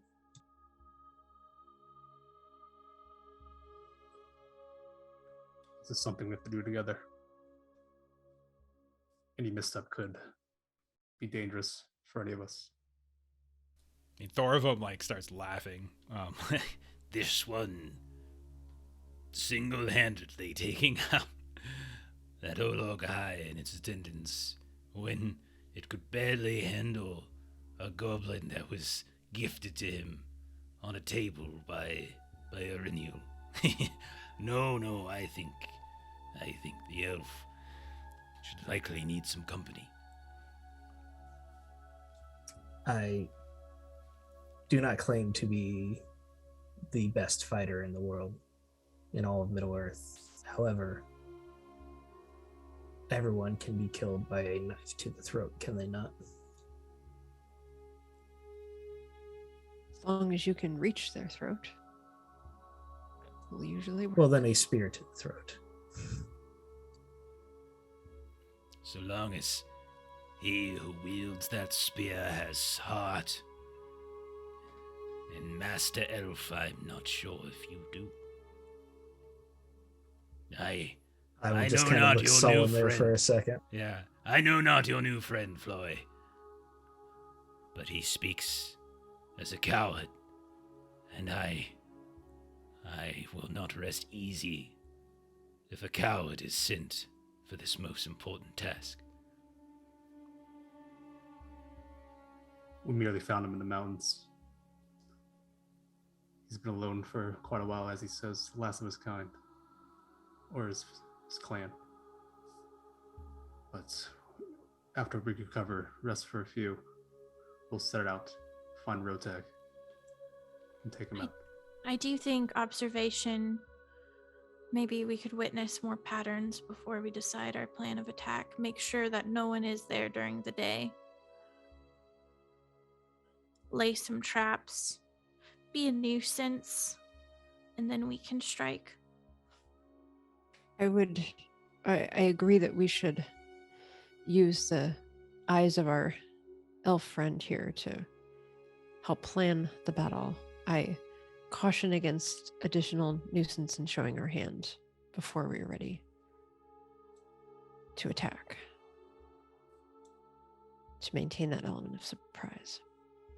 They don't know we're here. They have been harassed by Thorvum and Thebe.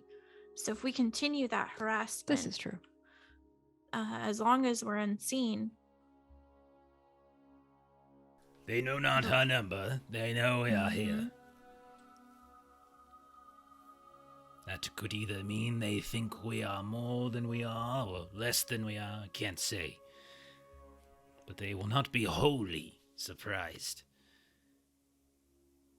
But the fact that we are so few, use that as an advantage.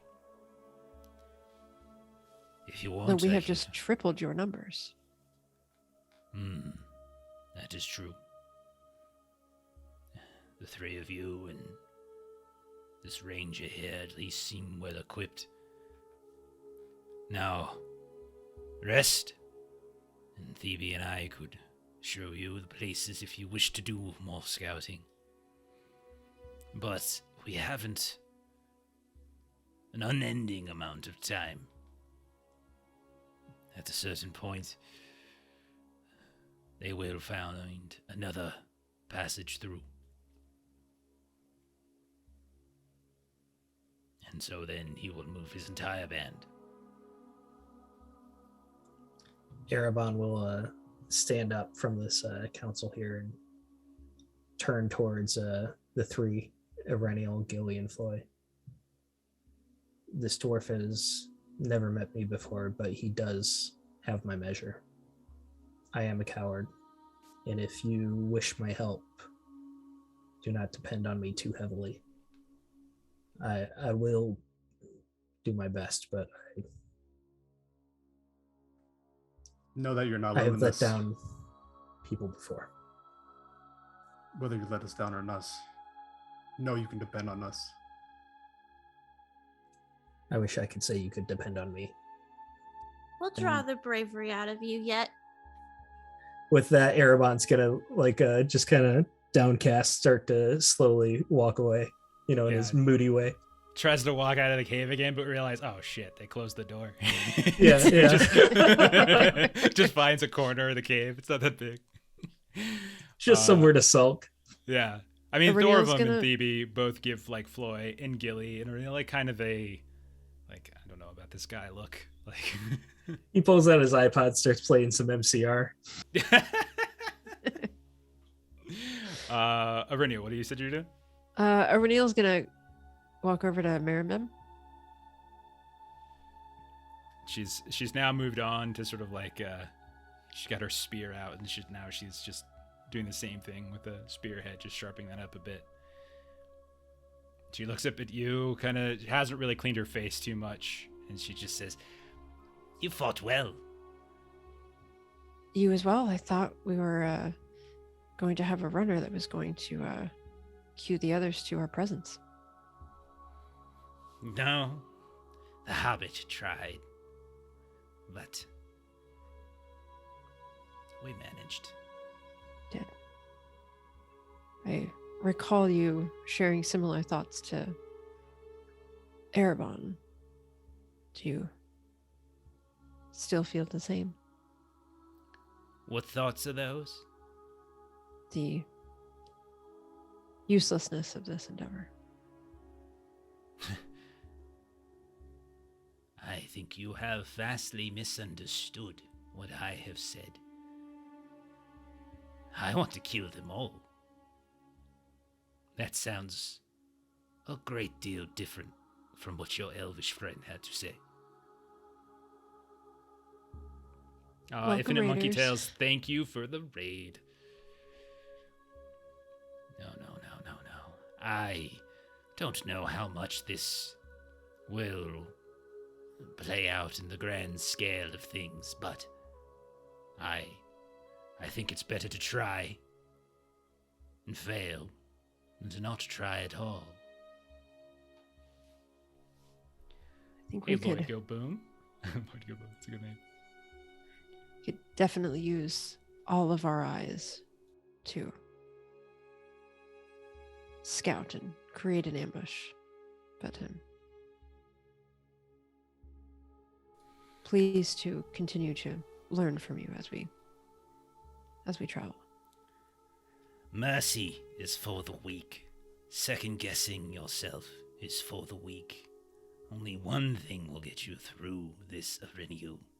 A horrible pit of hatred in your stomach. Use it, let it drive you. And it will take you to places and to feats that you might never have achieved before. I see that it is. That's a perspective that has worked for you. Glad you are here with us. I am beginning to enjoy your company as well. And she kind of like just down. It's like she like you get like the tiniest glimpse of like a bit of humanity in her before like sort of the anger kind of overtakes and she goes back to sort of sharpening her blade. But there is like a moment where you see kind of like a sense of kindness kind of come through her before it dissipates again. You'll see Aurenial will set up kind of, back closer to the rest of her group. But the way that she goes about now, she is kind of mimicking the motions that Maribem was using and kind of the sharpening. So she's like watching her and like learning everything she can, even if it's not directly being taught to her. Mm-hmm. So Thorvim and Thebe are quite happy to see Floy, Gilly, like more than once, like when Gilly was kind of giving her speech and going back and forth with Erebon, you could just see like Thorvim like with this sort of proud like nodding of the head and stuff like that, and Thebe kind of like giving like a little like encouraging nudge of the arm like on Gilly as she talks here and there. So they're quite happy to see you all. But we'll say some time passes. Meager bits of food. You can take a full rest if you like, if that's of interest. They don't seem to think that there's like that the warband's going to get up and leave. It's going to take some time for them to kind of get everyone together, but like lingering for too long could be problematic. So you're welcome to take a full night's rest here in this small cave where they found some level of safety. So the question then is, what do you want to do? So you know that there are essentially 3 lieutenants, one that seems to keep the feral trolls in order, one who kind of keeps the wargs and the warg riders at bay and kind of organizes them, and another who seems to just sort of be like foot soldier type. So like you have 3 lieutenants, and then you have Rotag himself, sort of the Olak High, who kind of is so powerful, is kind of is the glue that kind of keeps these broken factions of orcs, who regularly has 2 attendants and that scrawny herald that moves along with him. So they have been able to pinpoint specifically where the trolls are kept, where the wargs are kept, where most of the foot soldiers are, which is kind of pretty much the center of the camp. And there's a variety of these different like bonfires here and there where different different groups of orcs that have been pulled in, and like they're staying within their own ranks, like the clan that they know. And so like there's this sort of hodgepodge like patchwork nature to this warband where it's just all sorts of these disparate units that are kind of coming together under the umbrella of Rotag. And then there's Rotag himself, who does kind of scout around the camps here and there, patrols a bit, is trying to get more information. There's like the dwarves can also probably tell you that there's like this there's this pack of like snow-colored wargs that they're trying to snatch as well, but they've been proving kind of elusive, and so that's been another thing that's kind of keeping them glued here a little bit longer. And some of the regular orcs, like the soldier orcs, have been ransacking these tunnels and passageways beneath the ruins. Remember, this is like a half-sunken city in like rock and debris, and so they're kind of going through looking for anything of interest as well. So like they're doing things. They're not just idly doing nothing all day long, but they're kind of set about to various tasks. So if I'm understanding you correctly, we kind of have 4 options. We could go for the leader, Rotag. We could go for the trolls in the cave to try and weaken them. We could try to weaken the wargs, and then we can try to weaken the regular soldiers. Yeah. And so the question, I think yeah. I would say that we would try to weaken the leader first off. I mean, he might have some more strength from not weakening the rest of them. But if we could do a surprise attack, if we weaken the trolls, the wargs, or the soldiers, then he'll be on guard. Yeah, and that's kind of the general thought Aureliel had Mhm. was and like and it's kind of taking in the information from Thorvim and Thebe. Like they haven't necessarily seemed to have brought extra guards to his side, but yeah, we definitely don't want him walking around with even more guards. Right. And even if he has a little bit extra strength from, his army being at full strength, the surprise might work in our favor, is what Erebon would think. Yeah, and so like and Thorvim would say that like there's Oh, I'm not talking to Thorvin. I don't like those dwarves anymore. it's a cave. There's only so many places. I'm So- talking to the 3 of them and just ignoring the dwarves. So there's like the warband camp is only so big, so at a certain point like reinforcements would come. It's just a question of like the nature of those reinforcements. So there's always the potential that like some of these other lieutenants could come like to Rotag's aid if you're not able to dispatch him fast enough. And from all accounts, he is probably the most powerful creature, other than maybe the lurker in the dark, that the nameless thing that you guys have faced. So like there is significant danger. It's just a question of how quickly you can take him down before potential reinforcements can come. I mean, the other option that's you have 3 NPCs that are all capable. And so you could always task them with something that can happen off screen. So like you can always have them and kind of task them with things to do, like to either take out or harry or distract or something. Set the wargs loose, cause a cave in the cave troll thing, something like that. You don't necessarily have to like just combat everything. Like you can find other ways of sabotage or something like that. So Yeah, I was So- actually thinking that with Maribem, because like, I would imagine her ears are going to perk up about kind of the troll Plus, she situation. kept attacking Floy. We can't have that for... He sort of looks like a troll. Plus, I had another I saw her shoot 2 dream arrows about at him. yeah. And I will say that when morning comes, she once again is giving Floy kind of like this sidelong glance. And Floy, you're also getting something like a little bit of concern from your dwarven friends who also seem to sort of report like sort of a strange, sort of a disturbing like dream where what is like where they kind of look at you with a little bit of trepidation and concern. So like it's being reinforced, this idea that like there's something going on with Floy a bit. But when you guys look at him, he looks fine. Like in the day, he doesn't have any tendrils growing up towards his eyes, and he's not drooling out of his mouth or anything. So the other dwarves also thought something was wrong with Floy.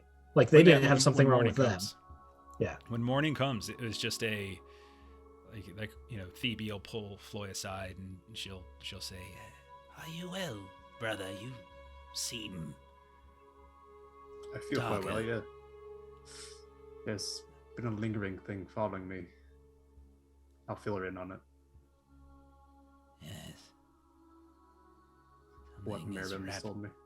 Some sort of shadow has wrapped itself around you, it seems. Step carefully. That is a task and a concern perhaps for a different day. We have other things to deal with right now, but I am worried for you. Worried.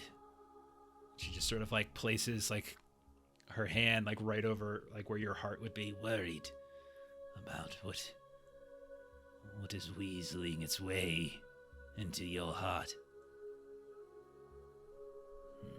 I appreciate the concern. As long as my allies, I can hear them. I'll still be here. So be it. Erebon would also try to pull off Gilly in that morning after. Little one, I know you are fond of stories, and I'm curious, do you know the story of that pearl that you hold? Oh, no. It did not come to me at first, but I recognized that voice, that music that I heard when you used it. Have you heard of Celebrian, the Lady of Rivendell? I could do a lore roll. Yeah, Let's go ahead. find out. Yeah, give it a roll.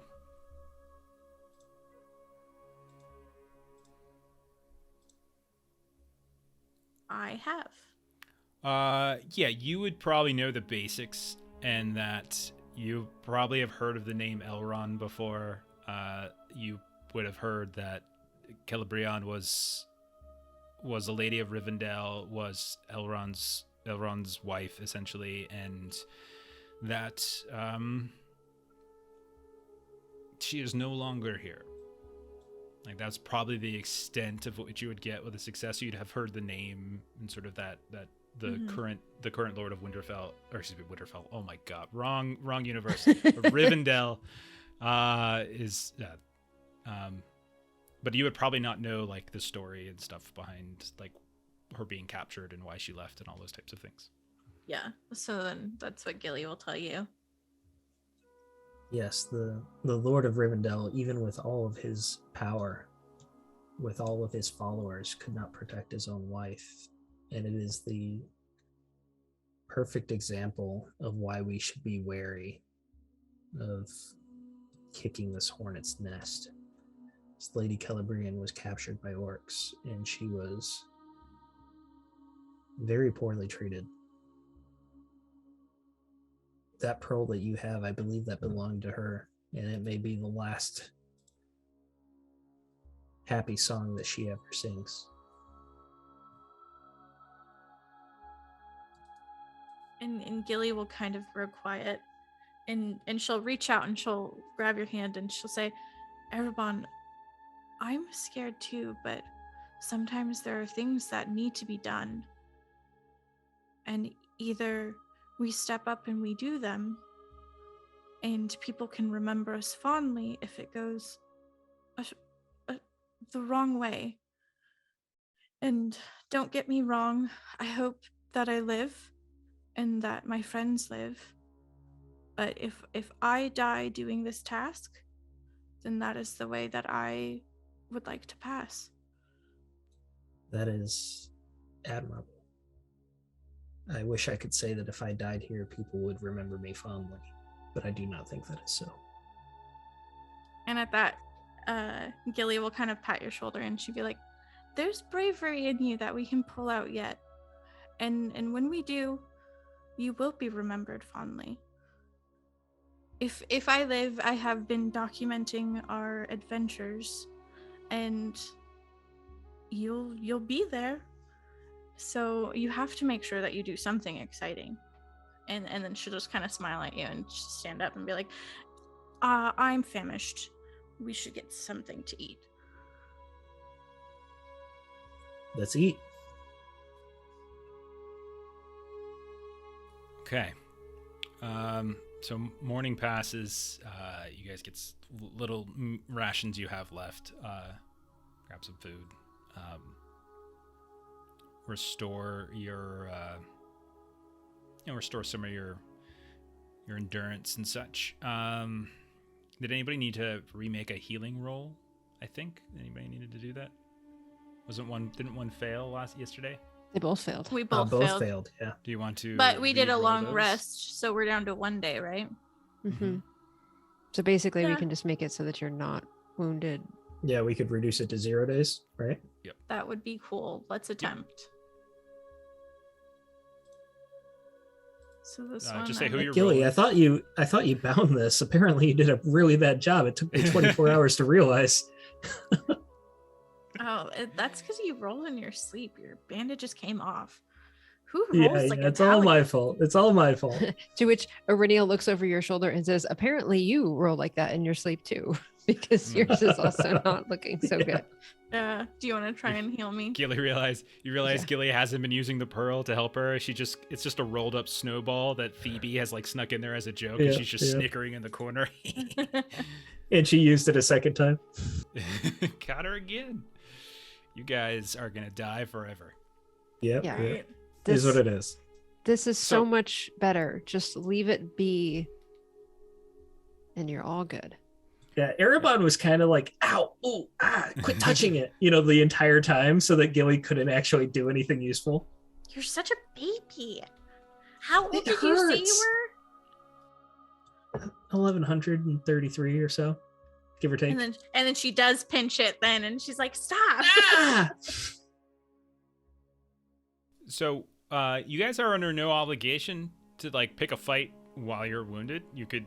It's a risk. Obviously, the longer you wait to do something is a risk. But there's no reason you have to today. Like pick a fight. I think do we have- wanted recon anyway, so Yeah. maybe a day for recon would sound good. What do you guys think?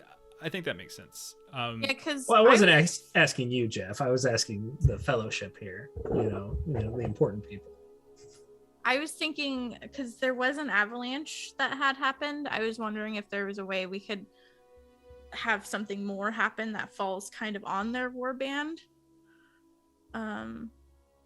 Yeah, that's a good thought. Or like even like you said, calls a cave in for the cave trolls or something like that. So Aurelian is not so good at stealth, but Aurelian is looking to gather some information to be able to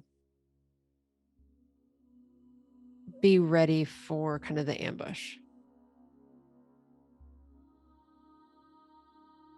So What that I was would going to be- say, before Steven was extraordinarily rude, was that you guys could potentially do a skill endeavor to sort of do the sort of like your scouting thing and collect more information if you want it. You could also do a skill endeavor to do some sort of sabotage. So like we could do like almost two, like the idea of Mhm. kind of doing some kind of scouting. And so you all can kind of contribute to like, where do you go in the, where do you go around the warband? Like, where do you scout, that kind of stuff. Tell me what skill you're using, what you're looking for. And, and if you do that, you get some more information. And then from that, you could potentially do some kind of sabotage. And so like, that's sort of up to you guys. But like, I think mechanically we could do a skill endeavor and that could potentially gain you guys some info. I was thinking of your battle. Would like battle help? I do believe so, because I Yeah, I mean, any skill would work. Yeah. yeah, Yeah. looking for places that we should position ourselves and all that good stuff. I can't offer many useful skills other than my stealth and my lore.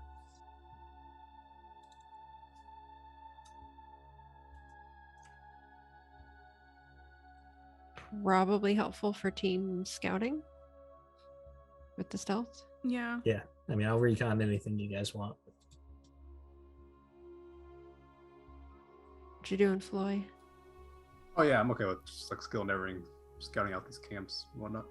Okay, so what we'll say is we have 3 NPCs, and so like we'll treat them like extra bonuses in the sense that like you can bring one of them with you, and doing so gain like a bonus die for them. But like we'll treat it almost like rounds. So each of you do something, and like three of the 4 actions in a row can take an NPC. You can take one of you can kind of claim an NPC to have them come with you and support you or whatever it might be. So let's treat this as. It's like so your goal. How would you describe your goal? Like, what would you say your goal specifically is here? Aurelian will state her goal, and we can see if there's any disagreement. So Aurelian's goal is to look at this shrine area to Okay. see what. I want like in terms of like what the like sort of the broad goal of the whole endeavor would be. Like that's like a specific task. Like that could be a specific task within the endeavor. But like, what's your ultimate goal? Like, sort of scouting this camp. I'd say ultimate goal is to find like weaknesses, like maybe Okay. areas we should prioritize. Okay, perfect. The So best find- ambush spot at that shrine, like Aurelian was so- saying, I'd say. Yeah. So find like weaknesses or ambush spot. Okay. All right. So I'm gonna put that at. I mean, it's gonna be I think a resistance of 9. So this is gonna be a difficult task. Like, you guys are severely outnumbered. So it's gonna be a difficulty of 9. We'll say the time limit is also 9. You have some time, but you don't have a ton of time, and specifically how long it's going to take them to find like a better path to bring all of their troops through. So no benefits. So basically 9 successes before 9 fails, to kind of get like decent amount. Do we have any audience dice left? No, we do not. Okay. Oh. That doesn't I count. said, "Ooh," You're not before I audience. realized who got it. I was like, "Oh no."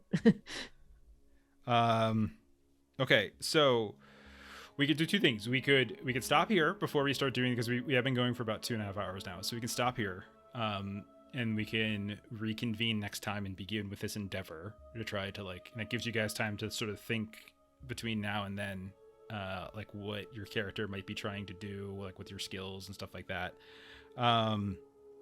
Or we can do this and then we can kind of pick up next time. It's kind of up to you guys. Like, I don't think a skill endeavor is going to take like a full half an hour. It could probably take maybe 10 minutes or so. So it's just a kind of a question of, do you guys want to do it now, or do you want to have more time to sort of brainstorm some ideas for what you might be wanting to look for?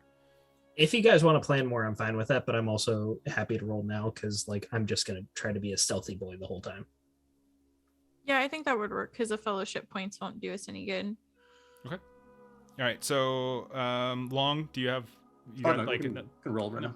about 15 more minutes or See so? what happens. Okay. All right, let's do it. We got 15 more minutes. Let's do the skill endeavor then. All right. So who wants to go first? So originally you said you wanted to check out the shrine specifically. Yeah. Okay. So how, like, what skill or how are you going to go about doing it? And again, you have 3 NPCs. Perennial, would you prefer if Erebon went to try and stealthily sneak up to the shrine to recon it? If stealth is important, yes. Aurelian is not the most stealthy. If it's It's a not sk- important, then I'll pass out. It's a skill endeavor. Or I'll bow So you out. guys tell me what skill you want to roll and then describe how Mhm. you're using it. So Yeah. you can Yeah. justify almost anything here. Well, if you got battle, then right, you could try to figure out the tactics of the situation. Yeah. We're all gonna do something, so it doesn't matter. I can Yeah. go first and do battle. Everybody's contributing to this. Yeah, go for it. So basically, picture like Aurelian and like Erebon maybe, kind of up in like the rocks overlooking this ruined shrine, and they're sort of first you're observing it before Erebon kind of stealth down into it, and with great success, already Yeah. have. Nice roll. Here we go. It's a good start. Okay, so Aurelian, what you notice is that Rotag seems to spend essentially probably about an hour before twilight is when he kind of retreats back to this area, which he seems to kind of have made his encampment. The shrine itself is multi-tiered. It's not that heavy, but there is this like high platform. There's this fairly large like pyre, and he kind of seems for some reason to just sort of sit up there for a while, almost like he's not sure if it looks like he might be eating. It looks like he might be eating. You're not sure exactly what he's eating, but like people are sort of bringing him parts of things. But you do notice that there are 2 well equipped, well armored guards that seem to be throughout the night on like the middle tier of the shrine, where he is like on the upper tier of the shrine, kind of keeping a close patrol. So there are 2 guards that seem to be awake the whole time, kind of around him.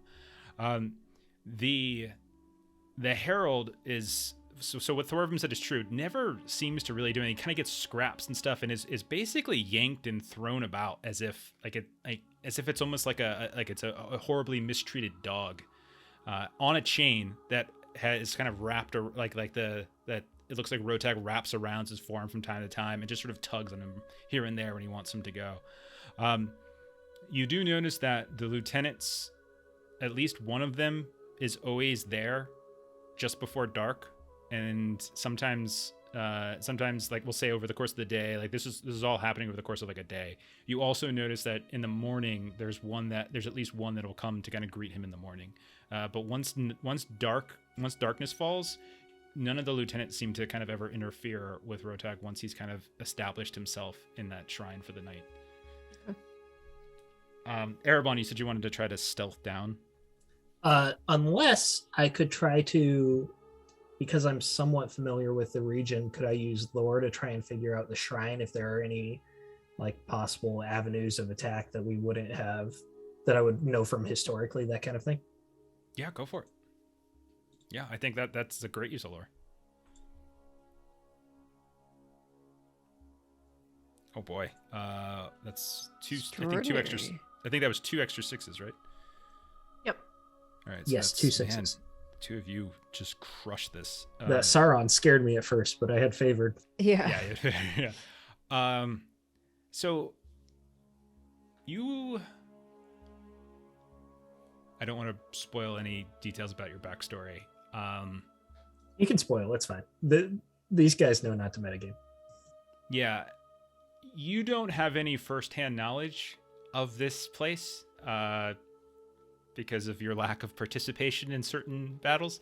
But you would know that the basic structure of this thing, that there is likely tunnels underneath that likely are kind of connecting to the bottom of the shrine and likely could come up and out like onto the shrine platforms itself, which could potentially bypass the guards that are kind of patrolling around the base of the shrine. So that could be like a way of kind of sneaking past them and getting right towards Rotag before, probably giving you some time with him before like they would get there. There's likely at least somewhere between 2 and 4 modes of like egress out of the shrine, but it's just a question of whether or not they've been collapsed. That's hard to tell, but you would know there would be at least like up to 4 points of egress, north, south, east, west, and likely there's some kind of underground tunnel that you can access at the base of the shrine.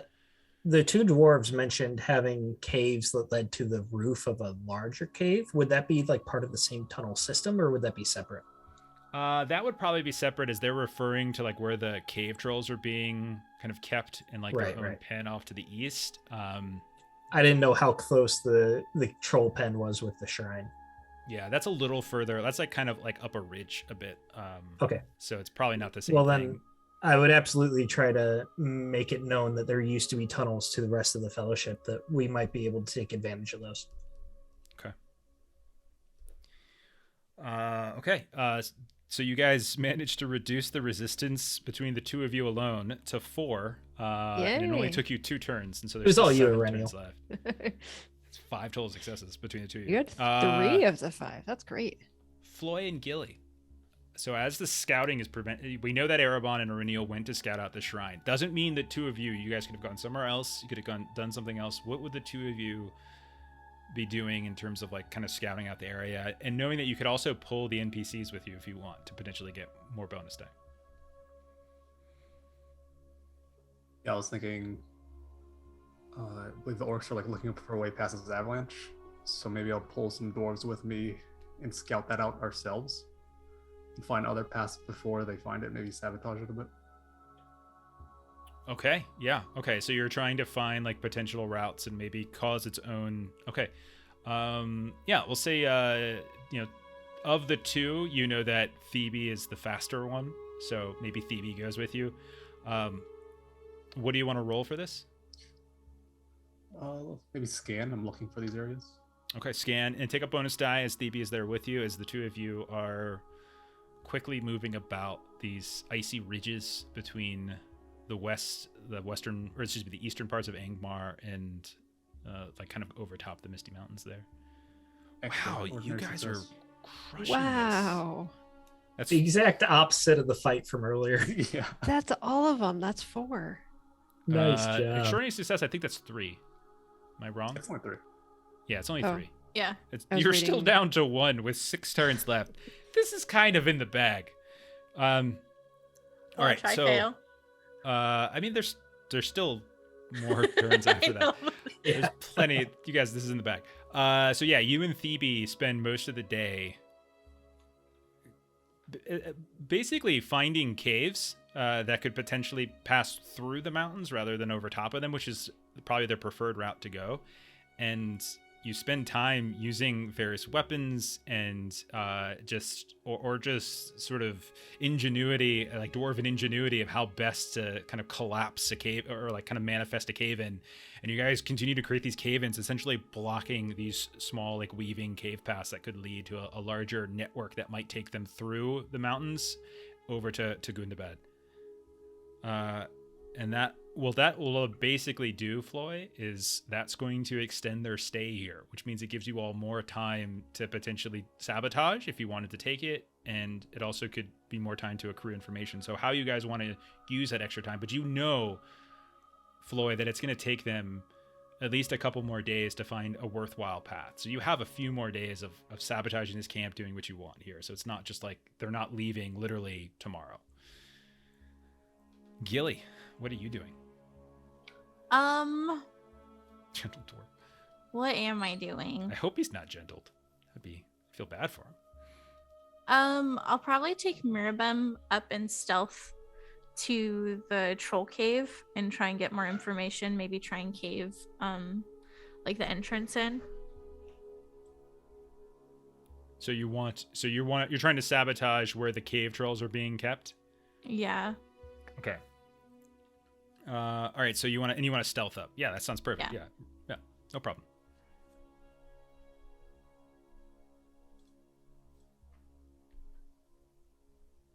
Oh my god. No, I got another Eye of Sauron. No, The stupid eye keeps popping up. no, We I had think such a almost- good grow. Every roll I've had today, Eye of Sauron. That's bad. That's Is real that- bad. That is Is bad. that Poor two little Eye hobbit. of Saurons? Is that not? Jesus. What do you mean? It's a 7 and an Eye of Sauron. Okay. Well, she has 2 feet dice. So did you roll? Wait, Were you isn't rolling it it? favor? She rolled one Eye of Sauron and a My 7. my stealth is favored. So then why was it taking the worst of the 2? Miserable. I'm miserable still. This roll shouldn't give you ill favored, unless you have. But miserable means Shadow that when you Nocturne roll Max. an Eye of Sauron, it's an auto fail. Yeah. Oh yeah, no matter what. Yeah. Yeah. Oh, even if it's favored. Yeah, I think that's so. why I was saying. Yeah. Okay. That's Okay. bad. That's very bad. I'm scared now. It was a good effort. It was a good effort. So He's dead. as you and Marimbem get close, you try to sort of scout, kind of sneak your way up, and you see that out in front of the cave in like the darkness of the morning. You can see that there's that large troll driver that they mentioned. This orc that seems to have this huge barbed whip. But there's also a couple other soldiers here and about, and there seems to be a stone troll that is kind of mucking about with them as well, kind of almost sort of genuflecting and doing whatever it is that these other groups, they're outnumbered significantly. But as you're trying to sneak up the ridge to get above to wherever this secret entrance is, into like the pen for these cave trolls, you slip, Gilly, and you go tumbling down. And not only does this create just this horrible sound as kind of snow and rocks and pebbles, everything kind of creates its own little mini, this mini avalanche of, or kind of like almost like rock slide. You land flat down, like right in the middle of this camp, and you are kind of surrounded by what looks like this large troll. This strange-looking orc with a whip, and a handful of smaller-looking goblin-type soldiers. Marimbim, however, doesn't fall as she stays up on the ridge. Mm-hmm. And I think we'll end right there on Great, Gilly yeah. having fallen with an Eye of Sauron into Good the night, sweet den. princess. We hardly damn knew it. thee. This will also How give much more do Gilly we a have on chance- this skill endeavor? 1 with 5 to Fine. go. Though we're doing it a little differently here, as it's kind of separated. They can still complete it just fine, but Yeah. Gilly is in her own bit of trouble. Yep. Uh, And we just realized in chat that everything would have been fine if we had all remembered when we slept to spend the fellowship point, because Gilly would have gotten hope and wouldn't have been miserable, and that would have been a success. Oh, I did spend it, but it put me up to 6 because my shadow is Oh, 6. so you're still miserable. Yeah. Gotcha. You also could have Okay. taken a shadow scar and gotten rid of your shadow stuff. You're just a sad hobbit. Yeah. Too You late could have taken now. that shadow scar, I flushed have your one shadow from your already. Take a second. I know. It's the waking of Angmar, okay? It's not like the waking of Bree, you know? It's waking of, like, one of Iridial the might worst need to places. do that, actually. You know, you certainly can. Yeah. All right. I think As an what we'll emo do- elf, I wouldn't mind having an emo hobbit. Just saying. Well, I mean, Ashley's new character. Sure. Yeah, might be sad. No. Oh, that's me. No. All Cry. right, so Gilly's my favorite. we'll end there on that little cliffhanger with Gilly having fallen down as my my earbuds are dying on me. So I now have to. It's the classic. We're near the end. One sec. Yes. Oh no. Oh, that's scary, Oh, chat. God. Quick, say something shitty about him while he can't hear us. You know this is recorded and it goes. I didn't say anything. Lots of different places. You are so mean. Why did I let I'm Steven in sorry, this I'm game sorry. again? Oh man. I feel Um, so bad when I give you shit too, because Melissa just has like such a sad face every time.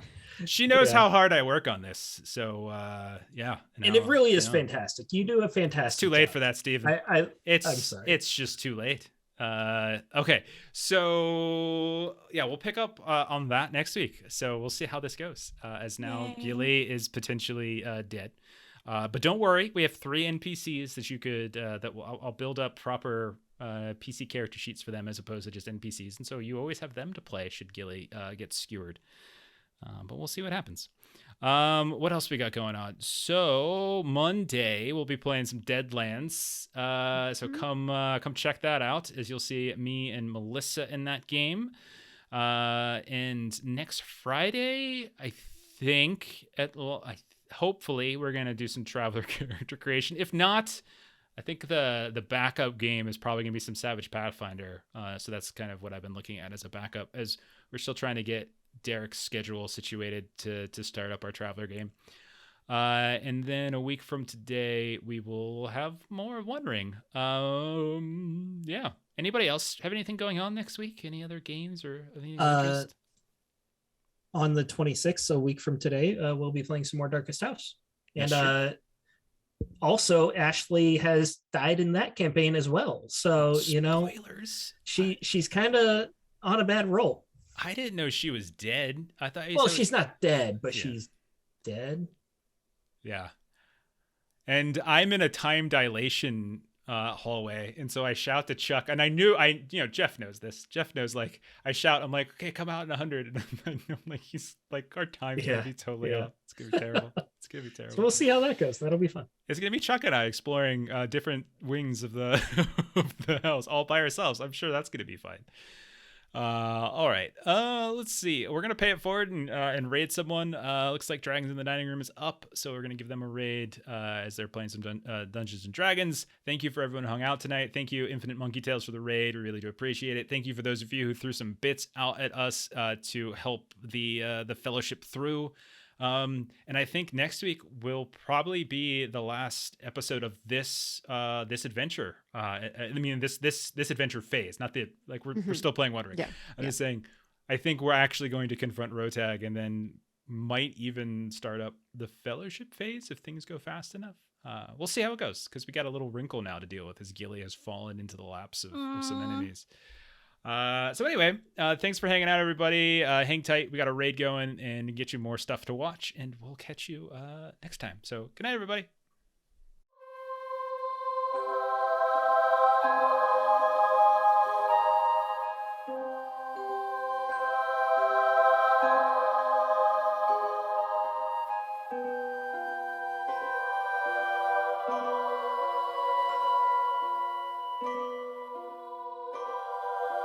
Bye.